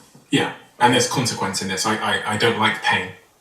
Correct. And I like having orgasms. It's like and you're playing by the rule of the game. Yeah. Right? And it's quite interesting. And going back to a conversation we should have, the interesting bit is, if I'm not the avatar, if I'm not this physical form, if I'm the consciousness wearing the headset, what should I invest in? Should I invest in this video game, this level, or should I invest in the real avatar, in the real me, and not the avatar, but the consciousness, if you want, spirit, if you're religious? How would I invest in the consciousness or the God or the spirit or whatever? How would I? In the same way that if I was playing Grand Theft Auto, the video game, the character in the game couldn't invest in me holding the controller. Yes, but you can invest in yourself holding the controller. Oh, okay, so you're saying that Mo Gawdat is in fact consciousness, and so how would consciousness invest in itself? By becoming more aware. Of its consciousness. Yeah, so real video gamers don't want to win the level. Real video gamers don't want to finish the level. Okay? Real video gamers have one objective and one objective only, which is to become better gamers. So you know how serious I am about. I play Halo. I'm one. 2 of every million players can beat me. That's what I rank, right? Very, for my age, phenomenal. Hey, anyone, right? But seriously, and that's because I don't play. I mean, I practice 45 minutes a day, 4 times a week when I'm not traveling, and I practice with one single objective, which is to become a better gamer. I don't care which shot it is. I don't care what happens in the game. I'm entirely trying to get my reflexes and my flow to become better at this, right? So I want to become a better gamer. That basically means I want to observe the game, question the game, reflect on the game, reflect on my own skills, reflect on my own beliefs, reflect on my understanding of things, right? And that's how the consciousness invests in the consciousness, not the avatar. Because then if you're that gamer, the next avatar is easy for you. The next level of the game is easy for you, just because you became a better gamer. Okay, so you think that consciousness is using us as a vessel to improve? If the hypothesis is true, it's just a hypothesis, we don't know if it's true. But if this truly is a simulation, then if you take the religious definition of God, puts some of his soul in every human, and then you become alive, you become conscious. Okay, you don't want to be religious. You can say universal consciousness is spinning off parts of itself to have multiple experiences and interact and compete and combat and love and understand and then refine. I had a physicist say this to me the other day, actually, so it's quite front of mind, this idea that consciousness is using us as vessels to better understand itself and basically using our eyes to observe itself and understand, which is quite a... So if you take some of the most interesting religious definitions of heaven and hell, for example, right? Where basically heaven is whatever you wish for, you get, right? That's the power of God. Whatever you wish for, you get. And so if you really go into the depths of that definition, it basically means that this drop of consciousness that became you returned back to the source, and the source can create anything that it wants to create. So that's your heaven, right? And interestingly, if that return is done by separating your good from your evil so that the source comes back more refined, that's exactly, consciousness splitting off bits of itself to experience and then elevate all of us, elevate the universal consciousness. All hypotheses, please, none of that is provable by science, but it's a very interesting thought experiment. And, a lot of AI scientists will tell you that what we've seen in technology is that if it's possible, it's likely going to happen. If it's possible to miniaturize something to fit into a mobile phone, then sooner or later in technology we will get there. And if you ask me, believe it or not, it's the most humane way of handling UBI. What do you mean? The most humane way, for us to live on a universal basic income, and people like you struggle with not being able to build businesses, is to give you a virtual headset and let you build as many businesses as you want. Level after level after level after level after level, night after night. Keep you alive. That's very, very respectful and human. Okay? And by the way, even more humane is don't force anyone to do it. There might be a few of us still roaming the jungles. But for most of us, we go like, man, someone like me, when I'm 70 and, my back is hurting and my feet are hurting, I'm gonna go like, yeah, give me 5 more years of this. Why not? It's weird, really. The number of questions that this new environment throws out. The less humane thing, by the way, just so that we close on a grumpy, is just start enough wars to reduce UBI. And you have to imagine that if the world is governed by a superpower, deep state type thing, that they may want to consider that. The eaters. What shall I do about it? About everything you said. Well, I still believe that this world we live in requires 4 skills. One skill is what I call the tool. For all of us to learn AI, to connect to AI, to really get close to AI, to expose ourselves to AI so that AI knows the good side of humanity. Okay? The second is what I call the connection, right? So I believe that the biggest skill that humanity will benefit from in the next 10 years is human connection. It's the ability to learn to love genuinely. It's the ability to learn to have compassion to others. It's the ability to connect to people. If you want to stay in business, I believe that not the smartest people, but the people that connect most to people are going to have jobs going forward. And the third is what I call truth, the T. The third T is truth, because we live in a world where all of the gullible cheerleaders are being lied to all the time. So I encourage people to question everything. Every word that I said today is stupid. Fourth one, which is very important, is to magnify ethics so that the AI learns what it's like to be human. What should I do? I love you so much, man. You're such a good friend. You're 32, 33 now? 32, yeah. Yeah, you still are fooled by the many, many years you have to live. I'm fooled by the many years I have to live. Yeah, you don't have many years to live. Not in this capacity. This world, as it is going to be redefined. So live the F out of it. How is it going to be redefined? Everything's going to change. Economics are going to change. Work is going to change. Human connection is going to change. So what should I do? Love your girlfriend. Spend more time living. Find compassion and connection to more people. Be more in nature. And in 30 years' time, when I'm 62, how do you think my life is going to look differently and be different? Either Star Trek or Star Wars. Funnily enough, we were talking about Sam Altman earlier on. He published a blog post in June, so last month, I believe, the month before last, and he called it the gentle singularity. He said we are past the event horizon. For anyone that doesn't know, Sam Altman is the guy that made ChatGPT. The takeoff has started. Humanity is close to building digital superintelligence. I believe that. And at least so far, it's much less weird than it seems like it should be. Because robots aren't walking the streets, nor are most of us talking to AI all day.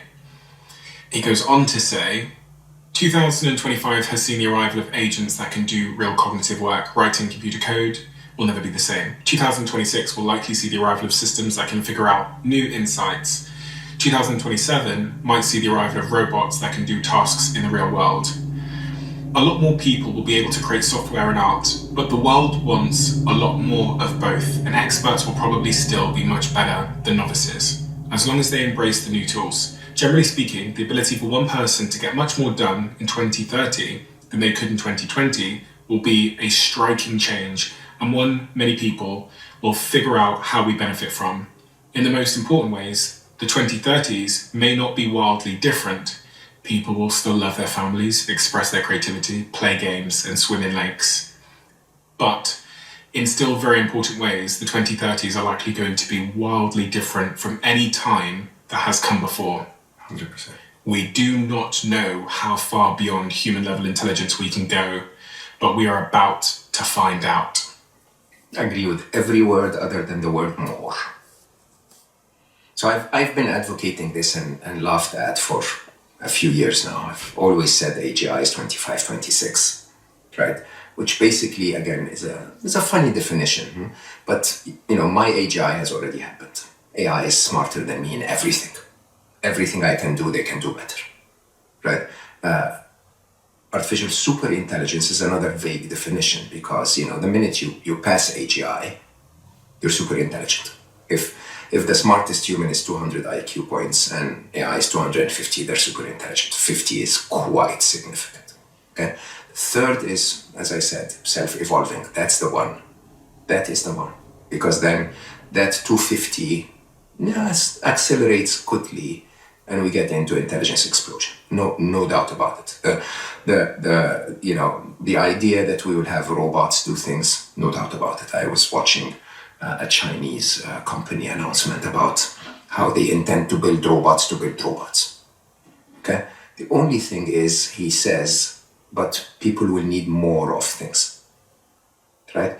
And yes, we have been trained to have more greed and more consumerism and want more, but there is an economic of supply and demand. And at a point in time, if we continue to consume more, the price of everything will become zero, right? And is that a good thing or a bad thing? Depends on how you respond to that. Because if you can create anything in such a scale that the price is almost zero, then the definition of money disappears, and we live in a world where it doesn't really matter how much money you have, you can get anything that you want. What a beautiful world. If Sam Altman was listening right now, what would you say, Tim? I suspect he might be listening. Because someone might tweet this at him. I have to say that we have, as per his other tweet, we have moved faster than our ability as humans to comprehend. Okay? And that we might get really, really lucky. But we also might mess this up badly. And either way, we'll either thank him or blame him. Simple as that, right? So single-handedly, Sam Altman's introduction of AI in the wild was the trigger that started all of this. It was the Netscape of the internet. Right? The Oppenheimer. It definitely is our Oppenheimer moment. I mean, don't remember who was saying this recently, that we are orders of magnitude what was invested in the Manhattan Project is being invested in AI, right? And I'm not pessimistic. I told you openly, I believe in a total utopia in 10 to 12 to 15 years time, or immediately if the evil that men can do was kept at bay, right? But I do not believe humanity is getting together enough to say, we've just received the genie in a bottle. Can we please not ask it to do bad things? Anyone, like not 3 wishes, you have all the wishes that you want. Every one of us. And it's just screws with my mind, because imagine if I can give everyone in the world universal health care, no poverty, no hunger, no homelessness, no nothing, everything's possible. And yet we don't.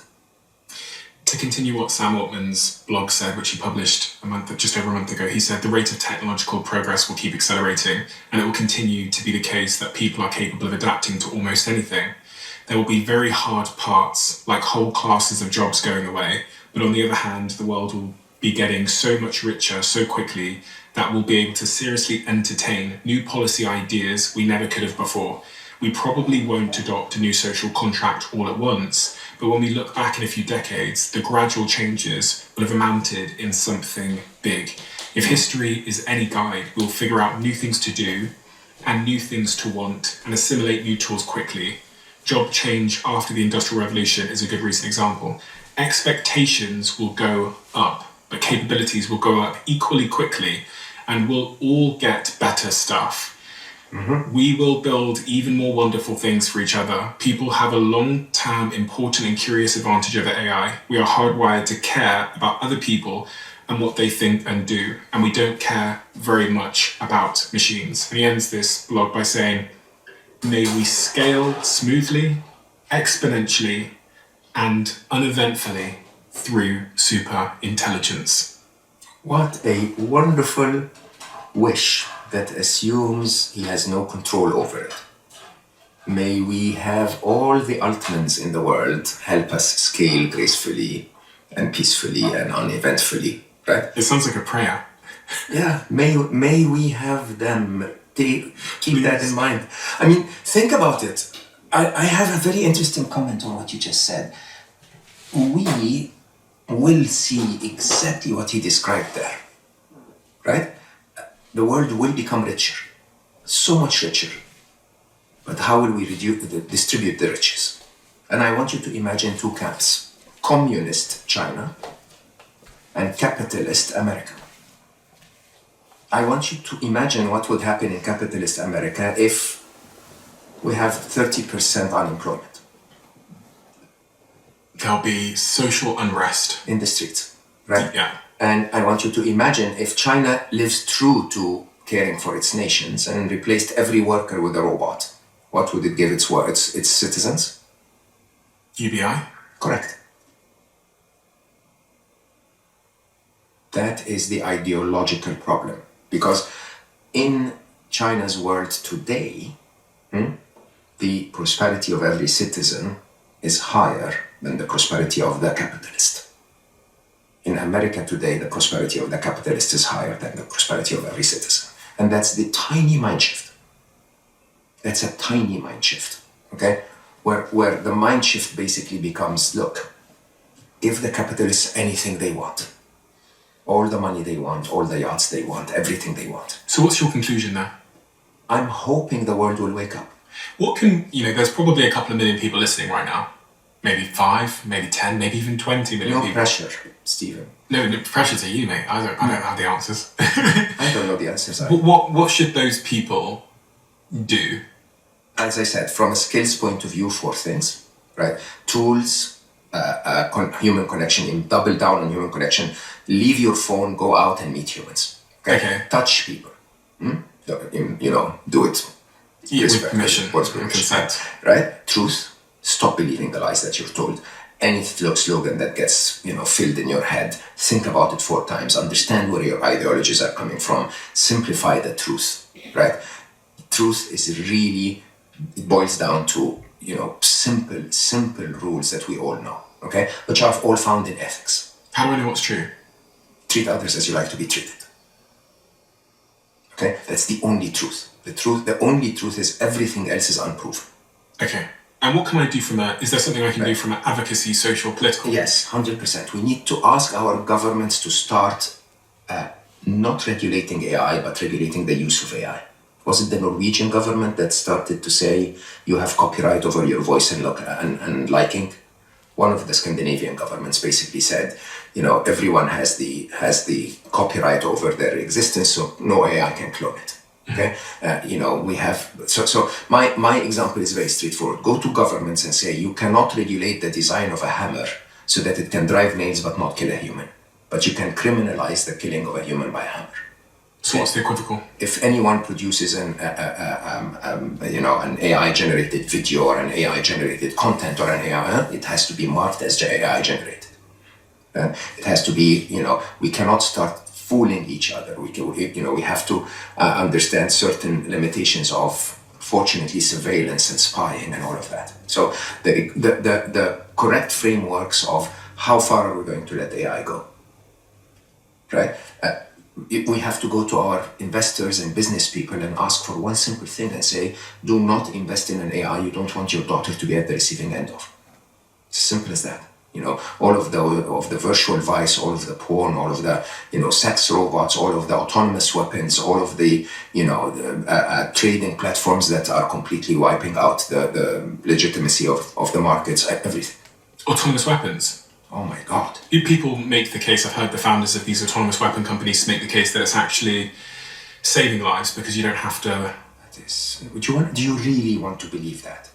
I'm just representing their point of view to play devil's advocate, Mo. I heard an interview, I was looking at this, and one of the CEOs of one of the autonomous weapons companies said, we now don't need to send soldiers. So which lives do we save? Our soldiers, but because we send the machine all the way over there, let's kill 1 million instead of... Yeah, listen, it goes back to what I said about the steam engine in the coal. I actually think you'll just have more war if there's less of a cost. 100%. And more war if you have less of an explanation to give to your people. Yeah, the people get mad when they lose American lives. They get less mad when they lose a piece of metal. So I think that's probably logical. Yeah. Okay, so I've got a plan. I've got the tools thing. I'm going to spend more time outside. I'm going to lobby the government to be more aware of this and conscious of this. Okay, and I know that there's some government officials that listen to the show because they tell me when I have a chance to speak to them. So. It's useful. We're all in a lot of chaos. We're all unable to imagine what's possible. I think I suspend disbelief, and I actually heard Elon Musk say that in an interview. He said he was asked about AI, and he paused for a haunting 11 seconds and looked at the interviewer, and then made a remark about how he thinks he's suspended his own disbelief. And I think suspending disbelief in this regard means just like cracking on with your life and hoping it'll be okay. And that's kind of what... Yeah, I absolutely believe that it will be okay. Yeah. For some of us. It will be very tough for others. Who's it going to be tough for? Those who lose their jobs, for example. Those who are at the receiving end of autonomous weapons that are falling on their head for 2 years in a row. Okay, so the best thing I can do is to put pressure on governments to not regulate the AI, but to establish clearer parameters on the use of the AI. Yes. Okay. Yes, but I think the bigger picture is to put pressure on governments to understand that there is a limit to which people will stay silent. Okay. And that we can continue to enrich our rich friends as long as we don't lose everyone else on the path. Okay. Okay. And that as a government who is supposed to be by the people for the people, the beautiful promise of democracy that we're rarely seeing anymore. That government needs to get to the point where it thinks about the people. One of the most interesting ideas that's been in my head for the last couple of weeks since I spoke to that physicist about consciousness, who said pretty much what you said, this idea that actually there's 4 people in this room right now, and that actually we're all part of the same consciousness. Or one of it, yeah. And we're just consciousness looking at the world through 4 different bodies to better understand itself and the world. And then he talked to me about religious doctrines, about love thy neighbor, about how Jesus was the, God, Son, the Holy Spirit, and how we're all each other and how treat others how you want to be treated. Really did get my head, and I started to really think about this idea that actually maybe the game of life is just to do exactly that, is to treat others how you wish to be treated. Maybe if I just did that, I would have all the answers. I swear to you, it's really that simple. I mean, Hannah and I, we still live between London and Dubai, okay? And I travel the whole world evangelizing what I want to change the world around, and I build startups, and I write books, and I make documentaries, and sometimes I just tell myself, I just want to go hug her, honestly. I just want to take my daughter to a trip. And in a very, very, very interesting way, when you really ask people deep inside, that's what we want. And I'm not saying that's the only thing we want, but it's probably the thing we want the most. And yet we're not trained, you and I, and most of us, we're not trained to trust life enough to say, let's do more of this. And I think as a universal, so Hannah's working on this beautiful book of the feminine and the masculine, in a very, very, beautiful way. And her view is very straightforward. She basically, of course, like we all know, the abundant masculine that we have in our world today is unable to recognize that for life at large, right? And so, maybe if we allowed the leaders to understand that if we took all of humanity and put it as one person, that one person wants to be hugged. And if we had a role to offer to that one humanity, it's not another yacht. Are you religious? I'm very religious, yeah. But you don't support a particular religion? I follow what I call the fruit salad. What's the fruit salad? I came at a point in time and found that there were quite a few beautiful gold nuggets in every religion and a ton of crap, right? And so in my analogy to myself that was like 30 years ago, I said, look, it's like someone giving you a basket of apples, 2 good ones and 4 bad ones. Keep the good ones, right? And so basically I take 2 apples, 2 oranges, 2 strawberries, 2 bananas, and I make a fruit salad. That's my view of religion. You take from every religion the good parts? From everyone, and there are so many beautiful gold nuggets. And you believe in a God? I 100% believe there is a divine being, yeah. A divine being? A designer, I call it. So if this was a video game, there is a game designer. And you're not positing whether that's a man in the sky with a beard? Definitely not a man in the sky. A man in the, with all due respect to, religions that believe that, all of space-time and everything in it is unlike everything outside space-time. And so if some divine designer designs space-time, it looks like nothing in space-time. So it's not even physical in nature. It's not gendered. It's not bound by time. It's not, these are all characters of the creation of space-time. Do we need to believe in something transcendent like that to be happy, do you think? I have to say, there are lots of evidence that relating to someone bigger than yourself makes the journey a lot more interesting and a lot more rewarding. I've been thinking a lot about this idea that we need to level up like that. So level up from myself to like my family, to my community, to maybe my nation, to maybe the world, and then something transcendent happens, yeah. And then if there's a level missing there, people seem to have some kind of dysfunction. So imagine a world where, when I was younger, I was born in Egypt. And for a very long time, the slogans I heard in Egypt made me believe I'm Egyptian, right? And then I went to Dubai and I said, no, I'm a Middle Eastern. And then in Dubai, there were lots of, Pakistanis and Indonesians and so on. I said, no, I'm part of the 1.4 billion Muslims. And by that logic, I immediately said, no, I'm human. I'm part of everyone. Imagine if you just suddenly say, oh, I'm divine. I'm part of universal consciousness. All beings, all living beings, including AI if it ever becomes alive. And my dog. And your dog. I'm part of all of this tapestry of beautiful interactions that are a lot less serious than the balance sheets and equity profiles that we create. That are so simple in terms of, people know that you and I know each other, so they always ask me, how is Stephen like? And I go like, you may have a million expressions of him. I think he's a great guy, right? Of course I have opinions of you. Sometimes I go like, oh, too shrewd, right? Sometimes I go like, oh, too focused on them. Fine, but core, if you really simplify it, great guy, right? And really, if we just look at life that way, it's so simple. It's so simple if we just stop all of those fights and all of those ideologies. It's so simple.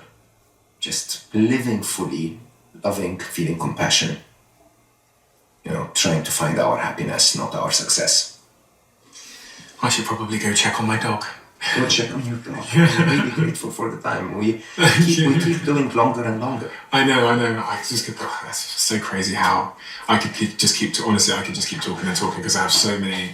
I just love reflecting these questions onto you because of the way that you think. So yeah, today was a difficult conversation. Anyway, thank you for having me.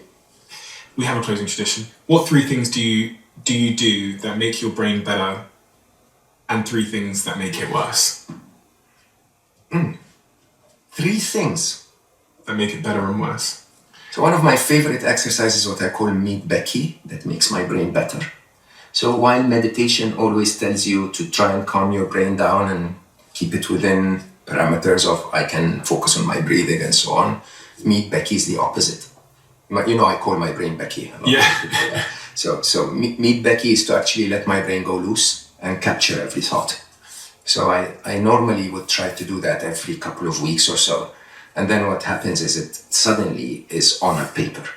And when it's on paper, you just suddenly look at it and say, oh my God, that's so stupid, and you scratch it out, right? Or, oh my God, this needs action, and you actually plan something. And it's quite interesting.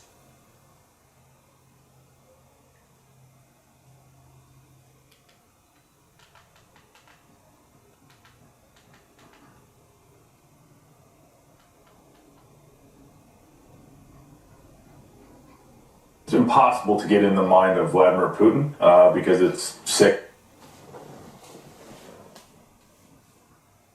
So you're, I would say, one of the living experts on the Oklahoma City bombing, which to some of us seems like just the other day, but it was 30 years ago this year.